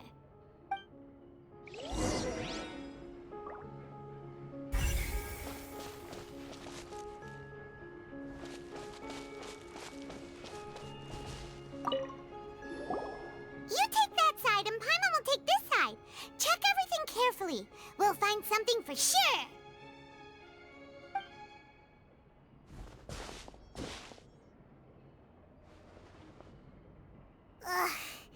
Nothing at all. And Paimon can't even find snacks either. Whoa, really? Let Paimon see. Vinier. Isn't that Vache's lover's name? Then you found her diary. Let's see. Aww. It's just a normal diary chronicling their love story. She was so sweet, too. Oh, Paimon feels even worse for her now. So many! A whole page's worth! But they're all crossed out. Was she unhappy with all of them? The final name she decided on was... Marcel. Wait, but... Marcel's pretty old. Has this case been going on for so long that he's Vache and Vinier's grown son? Hey! Paimon still hasn't figured it out yet.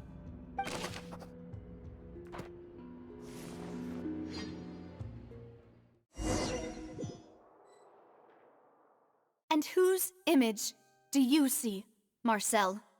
Is it a man named Vache? Huh. Oh, so you do know that name. I'm merely surprised you'd suddenly say the name of someone I've never even heard of. I was waiting for you to say that. Navia! We're back! As expected of my partner. I just knew you'd return in the nick of time. Just how often do you intend to flout the rules of this court? It's all right, Monsieur Neuvillette. Given their confidence, I expect they've found the crucial evidence.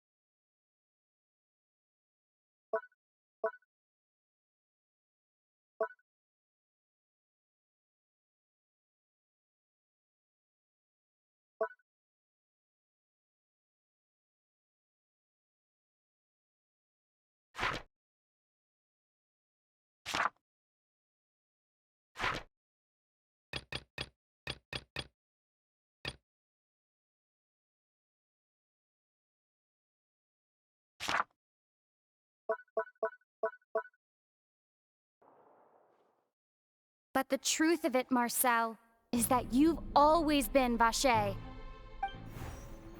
Huh? We've investigated your lair and we already know everything! After your lover, Vinier, was dissolved, you kept abducting young women to experiment on the hopes of bringing her back to you! You even created Marcel as a new identity and destroyed all records of your past as Vache! So that's it. Even the villains in opera performances rarely go that far. And with that, Marcel's motive has now been established. This information regarding your past also dismantles your prior timing defense. Well, Marcel, do you know where you went wrong? You fixated your gaze on the lover that passed away, instead of paying attention to the living people around you. So, you never noticed how we changed, or how we grew as individuals. You also never understood Boss's real expectations for his daughter. Or our determination to see things through. Your determination. Mr. Marcel, please speak up now if you would like to defend yourself. Otherwise, the trial will move on to the next stage. Do you really think I wanted to do any of this? Pay attention to you? What for? Have you ever paid attention to me? Ever empathized with my pain? Ever known how it feels to watch the love of your life dissolve right in front of your eyes? No one helped me. No one even believed me. All those decades ago, even the officers from the Maison Gardiennage were laughing at me. They said there's no way a human being can turn into water. So I must have gone mad from grief. Vinier's death was brushed away by all of you as if it didn't matter at all. Well, now you know, don't you? Ha! Well, it's too late now. All those who were dissolved are gone forever. You only have yourselves to blame. You set up this ornate opera house in pursuit of your so-called justice, your beloved drama, while turning a blind eye to the suffering of the people. Vinier is dead. We promised each other that we would always be together. Wherever she goes, I will follow. But I'm not from this blasted place, so I can't be dissolved, no matter what I do. Hey, is that water from the primordial sea that he's drinking? I can't dissolve! Can't dissolve! Can't dissolve! Do you all see? I can't go, I can't follow. So if I can't go where she is, what choice do I have but to try to bring her back? I did all of that, and in the end, that accursed Callus still got the better of me. I spent my entire life living on pins and needles, only to get stabbed by his idiot daughter at the very end. The suspect is exhibiting signs of mental distress. Guards, please restrain him. Don't touch me! Don't anybody come near me! I still need to save Vinier. Our promise. We made a promise. Vinier. Vinier! Please, Vinier, don't think badly of me. All I want to do is fulfill our promise. At this point, the verdict of this trial is clear. With Mr. Marcel's conviction, the charges against Mr. Tartaglia no longer have any basis. Fine by me. I was in a bad mood, but after a show like that, I'm actually feeling pretty good. Traveler, please submit all the evidence you have collected to the guards, so that I might review and summarize the truth behind the serial disappearances case. The man now known as Marcel was originally named Vache and worked as an adventurer with his partner and lover Vinier. During an underwater expedition, Vinier accidentally came into contact with water from the primordial sea and was dissolved in front of Vache as a result. Vache learned of the primordial water's existence through the work of others and began to kidnap young women for research, with the goal of discovering a method to restore Vinier back to life. To cover his tracks, he invented the new alias of Marcel and began to operate a business in Poisson. During the course of his research, Vacher discovered that a diluted concoction of water from the primordial sea can induce feelings of euphoria, and began to manufacture and market synth. However, as he accumulated wealth to fund his continued research and expanded the scope, he came into conflict with Spina di Rosula. After exchanging blows with Spina di Rosula for many years, Vacher decided to assassinate their president Callus at a banquet. Although the assassination did not go as Vacher expected, he was able to turn Callus into the murder suspect by dissolving the assassin he sent to the scene. And just recently, Vacher attempted to frame Linny as the culprit of the serial disappearances case, using a similar method. However, his attempt to frame Linny failed, and the power of water from the primordial sea became public knowledge. This case also exposed enough of Vacher's machinations that he was eventually successfully charged in court. Thus concludes the enigmatic history of the serial disappearances case, with the truth revealed to all.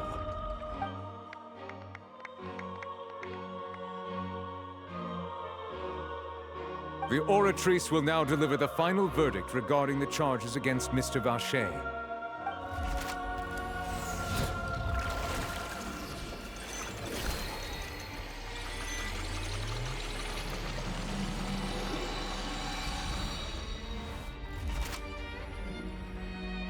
According to the judgment of the Oratrice Mécanique d'Analyse Cardinale, Mr. Vacher is guilty.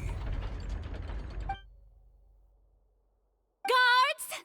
Take Vacher away. Good. It's what he deserves.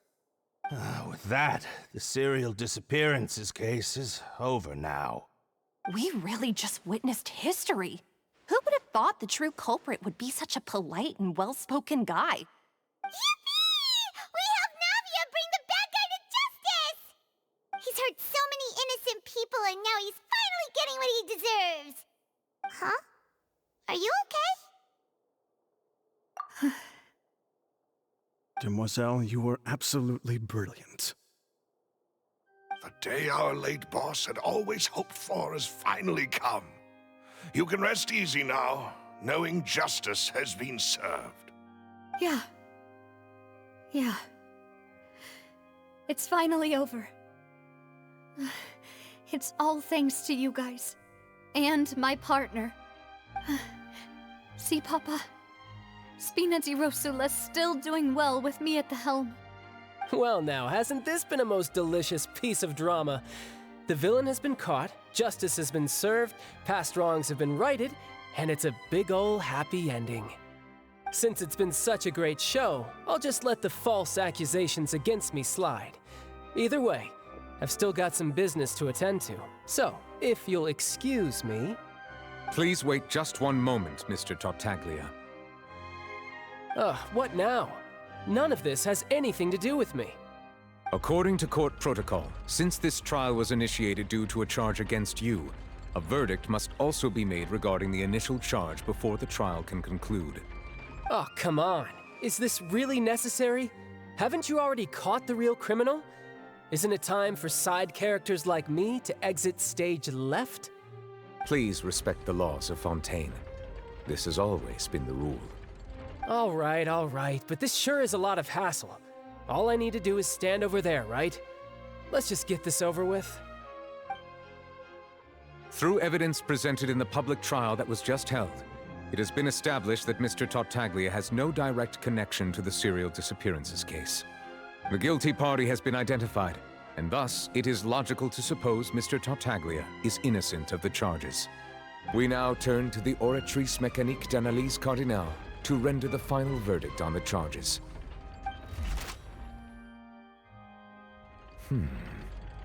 According to the judgment of the Oratrice Mécanique d'Analyse Cardinale, Mr. Tartaglia is guilty.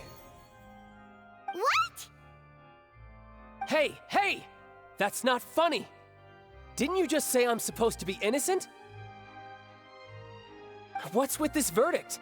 Is your justice machine malfunctioning? Huh? This has never happened before.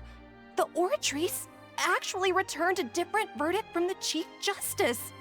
I mean, have you ever heard of an innocent Fatui Harbinger? Do you think the Oratrice might have just convicted him on general principle? But weren't the charges about the serial disappearances case? No matter what else he's guilty of, it shouldn't affect the verdict in this case, right?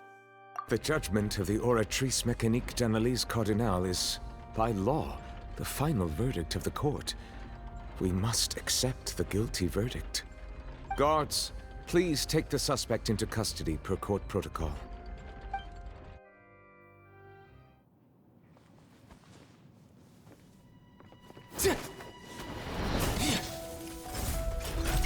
So this is how justice is done in Fontaine. What a joke. You've got your rules. Well, I've got mine too!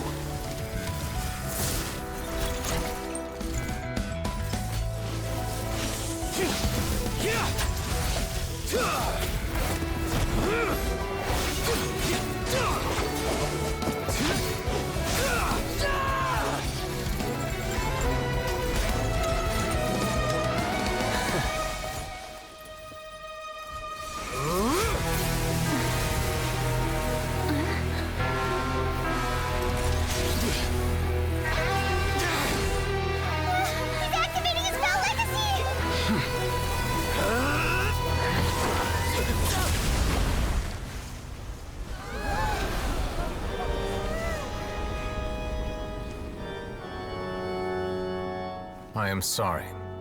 If you have been wronged, we will find the truth. But the rules of the court must be upheld.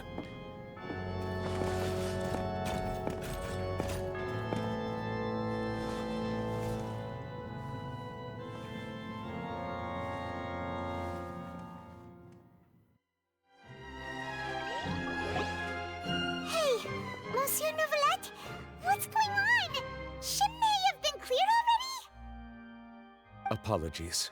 This is also the first time I've encountered such a situation. However, according to the rules established at the conception of Fontaine's court system, the Oratrice's judgment is the final verdict of the court. All I do is follow court procedure. As for why the Oratrice arrived at the conclusion it did, you should probably ask someone more knowledgeable than me. Why are you looking at me? I had nothing to do with it! I don't know what happened there either! Hey, stop staring at me! What does Lady Farina mean by that?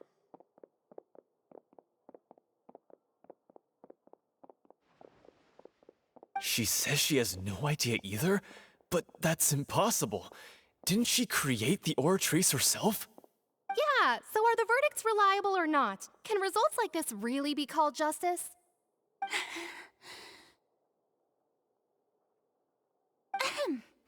My dearest citizens, did you really think we'd allow an incorrect verdict to be handed out in this court? Did you really believe that the judgment could be mistaken or be the result of some sort of random mishap? Don't tell me you thought even I had been blindsided by the Oratrice's result. But the way she looked just now, it was pretty obvious she had no idea what was going on. However, given the state of things, I shall give you an explanation. Everything that just took place, including my supposed shock and bafflement, was a part of an elaborate performance, with every action meant to stir up drama and excitement. And, of course, for every performance there is a script. Everything has unfolded exactly as I expected from the very beginning. As the embodiment of the very concept of justice, the Oratrice shall never render an arbitrary judgment! If you thought Child had nothing to do with the serial disappearances case, it is only because you've been blinded by the superficial appearance of innocence. Everything he's done, not to mention the danger he poses, are beyond ordinary comprehension and completely unforgivable! All shall be revealed in time. you will come to understand my noble intentions, as well as the absolute correctness of the Oratrice's verdict.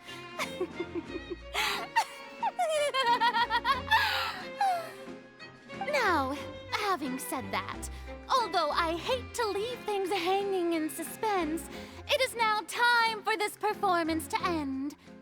As the lead actress, I shall be the first to take my leave. Toodaloo! So she chose to make her escape after all, did she? So you're saying we shouldn't put much stock into what she just said? She probably just put on that performance to save face. As for the truth, it's unlikely that she actually has any idea. However, please be assured that I will continue to investigate this case in a personal capacity. Just as I promised, if the judgment has been incorrect, we will do our utmost to clear his name. All right. Even though we feel pretty badly for him, we'll take your word for it for now. After all, he's done plenty of bad stuff, so he should have known he'd go to prison someday, right?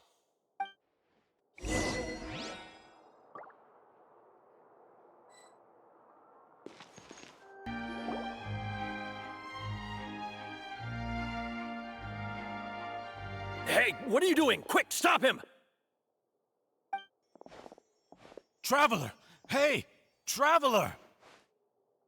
Marcel! What are you doing over here? Stop resisting arrest! Cease, or we'll add another charge to the list! No, wait! I just want to ask the Traveler something. I'm not looking to run away. Please, just let me ask this one small thing. Go on. Thank you. I was being led away when I finally realized something. Where did you first hear the name Vache? I erased all records of that name. So, unless... Are you still trying to prove your innocence? Give it up. You've already been convicted. Really? You did? You're sure? You met her? But how could that be? How did you manage to do it? The Fountain of Lucine? Then she's been so close to me all along. And I just never... Please give me a chance to talk to her again. Just let the Traveler take me to the fountain to see her one last time. This is the last request I'll ever make in my life. You can do whatever you want to me afterwards. I don't care. What? Give an inch and you want to take a mile? Do you think serial killers get to make requests like that? Paimon agrees. Why should we give him what he wants when he's only done a ton of super terrible things? This request, is it worth as much to you as your life? Of course! Wait, no. It's worth even more than my life. Humans. Will they betray the instinct to live just to satisfy spiritual needs? Very well. I will grant your request.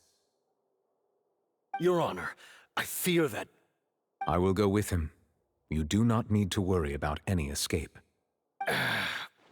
In that case, I shall leave him in your most capable hands, Chief Justice. Thank you, Your Honor.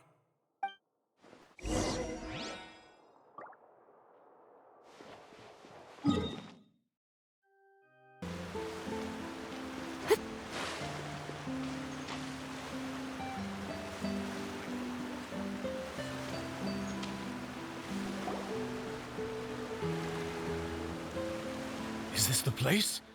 You said she's here, but what do I need to do to see her? Yeah, and even Paimon could hear her after drinking that thing. Didn't you just drink a lot of it on the stage as well? Oh, in that case... Vache! Ah! Yes, that's it! So you heard it too! Vignier, it's me! It's me, Vache! Vache? Vache! I'm here! Where are you, Vignier? I'm coming for you. I'm finally here for you. Hey, wait! Be careful! Hey, wait! Vignier, is that you? It's me, Vache! Vignier! Vache, why did you come? Didn't I say? You don't need to look for me. You look a lot older than I remember. How long has it been? It's been more than 20 years. I've suffered for over 20 years since the day you left. All this time, only the thought of bringing you back has kept me alive. Nothing else mattered to me. I must be dreaming.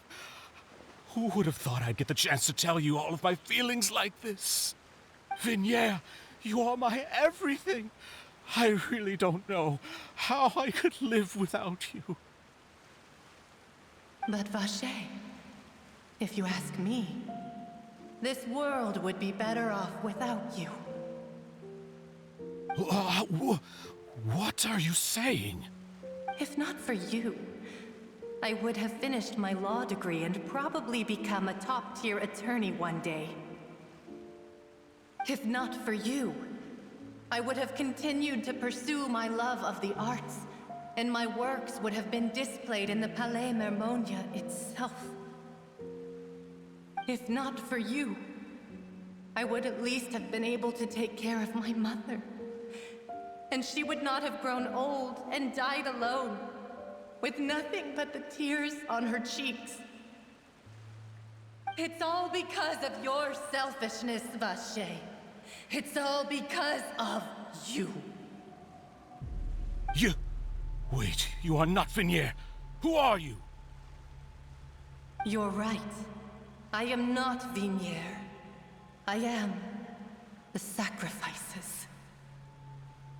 Every woman who died by your hand, as our bodies dissolved, our consciousnesses flowed back to the primordial sea. Our thoughts circulated endlessly within the primordial sea, and we were no longer individuals, but we became one, just as streams of water come together in the sea. I'm Cressy. I'm Lemony. I'm Azine. The only one I am not is Vignier. Why? But then, where is Vignier? She doesn't want to see you anymore. Every tendril of her consciousness is avoiding you. This is what you get for your selfishness. Your selfishness robbed us of our lives and our futures. You said time and time again that you'd do any and everything for her. But did you ever consider whether she'd want to see you do the things that you did? If she would despise you for what you became?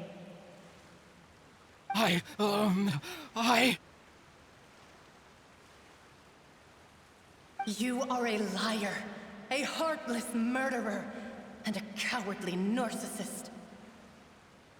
The only thing you are not is Vignier's beloved. From the moment your first victim died and her consciousness merged with Vignier's, she has had nothing but pure hatred for you.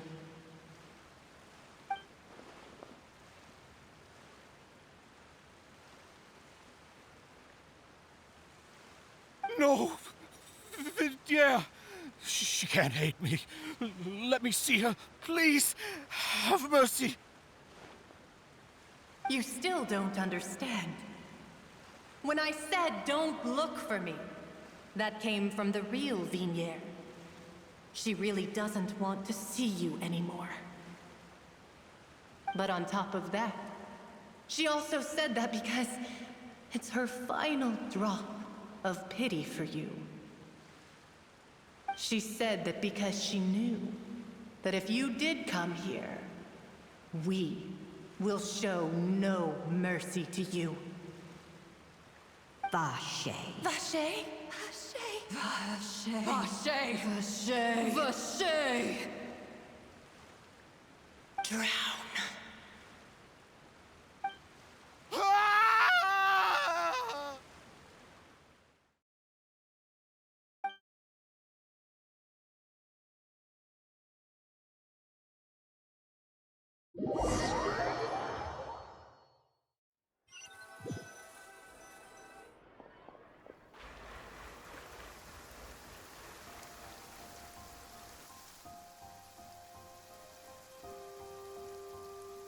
Finally, we have some time to do shopping. Gosh, it's really been a long time since we've been able to relax. Huh. Well met, partner. I knew something great was going to happen when I woke up in such a good mood today. Even this weather can't put a damper on the demoiselle's mood. It's a pleasure to see you both again. Oh, hey, Navia! It's been a few days. Paimon's already started to miss you. Oh, now that I believe. I'm easy to work with and always bring home the bacon. Who wouldn't treasure having a partner like me? Sounds like you're really enjoying life these days, Navia. What have you been busy with since the trial? It's just been one thing after the other. I've been making non-stop trips between Poisson and the courts in Sen. Everyone from Spina di Rosula organized a memorial for my father. We never held a memorial when he first died, since everyone knew that even if we held one back then, no one was going to come. This time, though, everyone in Poisson, and even many people from the court, all attended. So his name's definitely been cleared now. That's what we like to hear. It's been the dearest wish of Demoiselle all along. That blasted stubborn fool. I was right to put my faith in him. I'm so glad I didn't give up on the case all those years ago. Oh, by the way, I ran into Charlotte just after I left the memorial service. Well, maybe it'd be more accurate to say I knew she would be there, and there was no way she'd just let me go. Huh? So you know Charlotte too? The Charlotte? Journalist from the Steambird? Yeah, way back when I first became the president of the Spina di Rosula, she was all over me. Wouldn't take no for an answer. I believe the story was called The True Heart of Darkness, Secret Tales of the Yellow Rose. To be fair, though, it was a really flattering feature. So, we've been on pretty good terms ever since. She was trying to lean on our friendship to get me to do an exclusive piece on the serial disappearances case. Oh yeah, she told us about that. She's always been super interested in that case, so now her wish has finally come true too. Anyway, I told her to make sure that when she writes about you guys entering the opera house with the critical evidence, that you both sound really cool. Now that's another thing to look forward to. We trust Charlotte's skills with a pen for sure. Oh, and in other news, I also took Clarand out for a meal. Oh, are you two on better terms now? While you were investigating Vaché's headquarters, Clarand gave testimony on my father's behalf. It was thanks to her that we were able to turn the tide. I wanted to thank her. I mean, there's also no point in being awkward all the time, so we took the chance to reconcile with each other. Oh, that's great. Paimon also thought Clarand wasn't actually a bad person. It's always good to have more friends. Anyway, now that the case has finally been solved, perhaps it will slowly begin to fade from the public consciousness. Oh, actually, there's still one last thing I need to do. What is it? I should pay a visit to my father's grave and tell him the truth of what happened, as well as how it all ended. And on top of that, just how much people still look up to him to this day. That includes me, too. Miss Navia. Indeed. We want to go too! We also think Callus is a really admirable person. Sure thing. I'd like you two to share the moment with me. After all, without you, there might not have been such a positive ending. And in that case, everyone, let's be off. Considering the recent weather, we'll be lucky if we can reach Poisson before dark. Yeah, you're right. It's been raining non-stop for a few days now.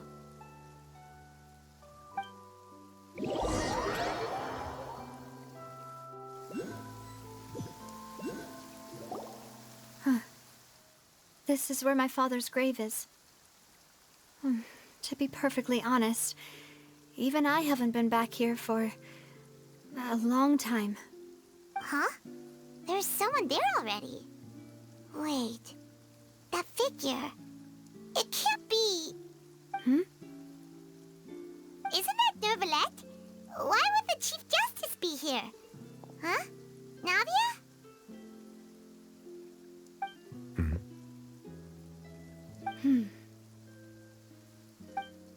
My apologies. I should have asked before coming to pay my respects. Don't say that. Sorry about that. Oh, I was trying to say there's no need for you to apologize.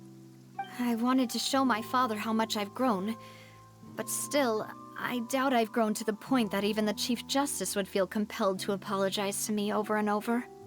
In that case, I will stop apologizing for now. You really could use some pointers on understanding human emotions, Monsieur Nervalette. In any case, why did you come to Poisson? Well, ever since that day, I've been turning a question over and over in my head. Just what is justice anyway? There was once a time when I didn't want to believe that there could be anything more important to humans than life itself. Oh, rather than that, it's probably more truthful to say I didn't believe humans were capable of resisting the most basic instinct of living things. That they could rebel against their own nature, or consider certain things to be more important than their own lives. Which is also why I didn't stop your father from beginning that fateful duel. I believed that a truly innocent man would never throw away his life like that. That there was nothing, should have been nothing more important than one's own continued survival. But Mr. Callus proved me utterly and decisively wrong. If not for his sacrifice, the serial disappearances case would have remained unsolved to this day. Mr. Callus made the choice he did for his daughter, for his associates, and for many people completely unrelated to him. And in the end, from a certain perspective, one could say that he did it all for the sake of justice. A justice that's higher than life itself. So, you asked me why I came here. I just wanted to say my apologies to Mr. Callus in person. I should have noticed all of this much sooner.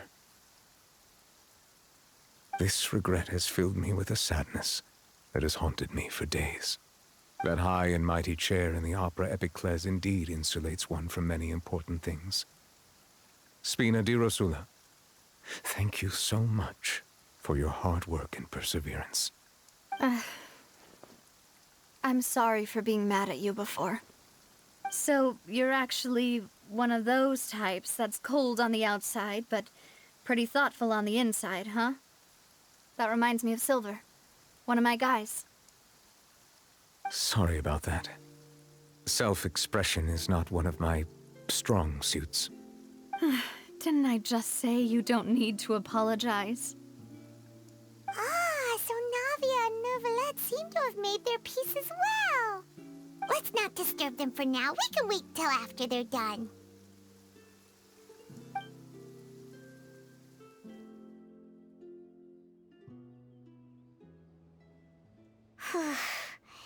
Paimon's never paid respects at someone's grave before. Did Paimon do anything rude there? Huh? Oh, Paimon didn't know that was a thing. But Paimon doesn't know what she would do if she can't fly. Oh no. Paimon hopes Miss Navia won't be too mad. Anyway, Nervalette is still standing around there. It's not often that we can catch him alone like this, so why don't we go talk to him for a bit? If we can't talk to Lady Farina, we can at least talk to him, right?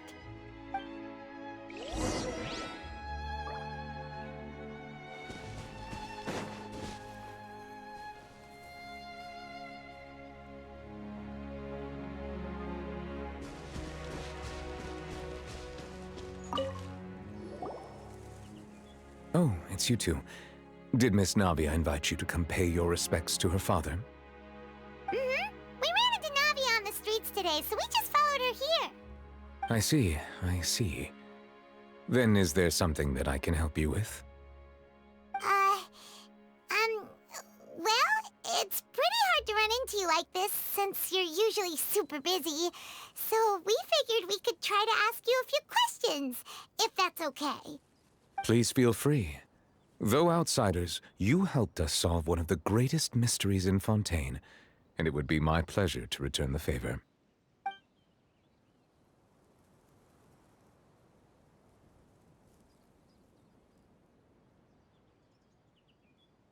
So, at court, the bad guys referred to that special water as water from the primordial sea, but what is it really?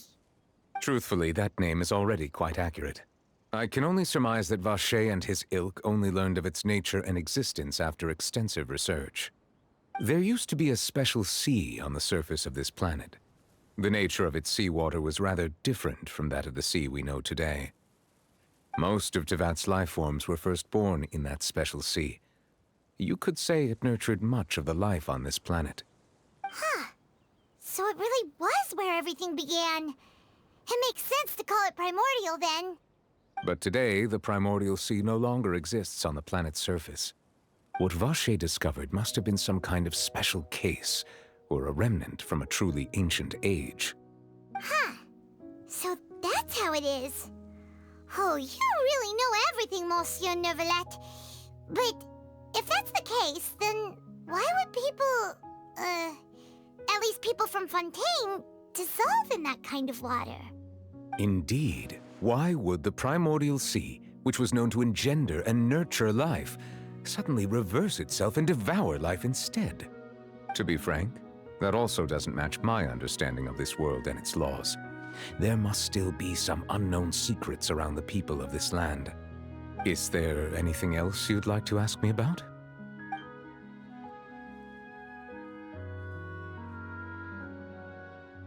My apologies. My investigation has still not reached its conclusion. However, I still believe the judgment of the Oratrice was not rendered arbitrarily.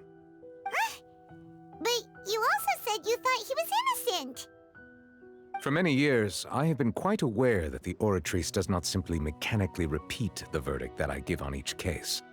As a divinely created mechanism, the people's unified faith in the concept of justice is integrated into it. Not only can it produce the incredible power of indemnitium, but it likely also possesses other traits, such as self-awareness. Which is all to say, I have been prepared for a situation like this for a long time. Huh. So when Lenny told us that he heard a human voice from the room where the Oratrice's core is stored... I was not aware such a thing had occurred. Perhaps that could serve to prove my conjecture. I will add that to the list of items to investigate.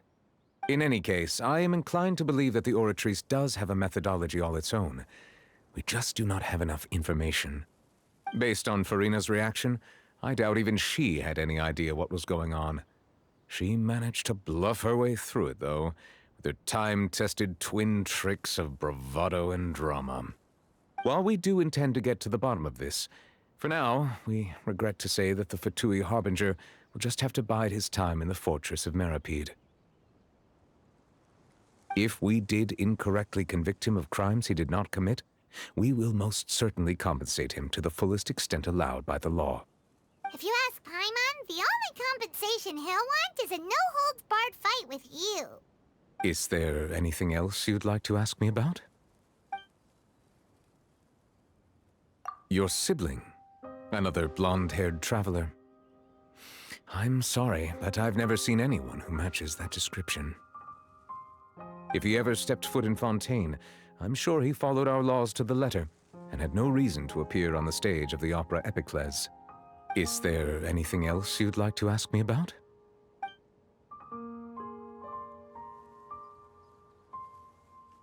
That the sea levels will rise and everyone will be dissolved in water, leaving Farina crying alone on her throne, but the sins of the people will be finally washed away for good.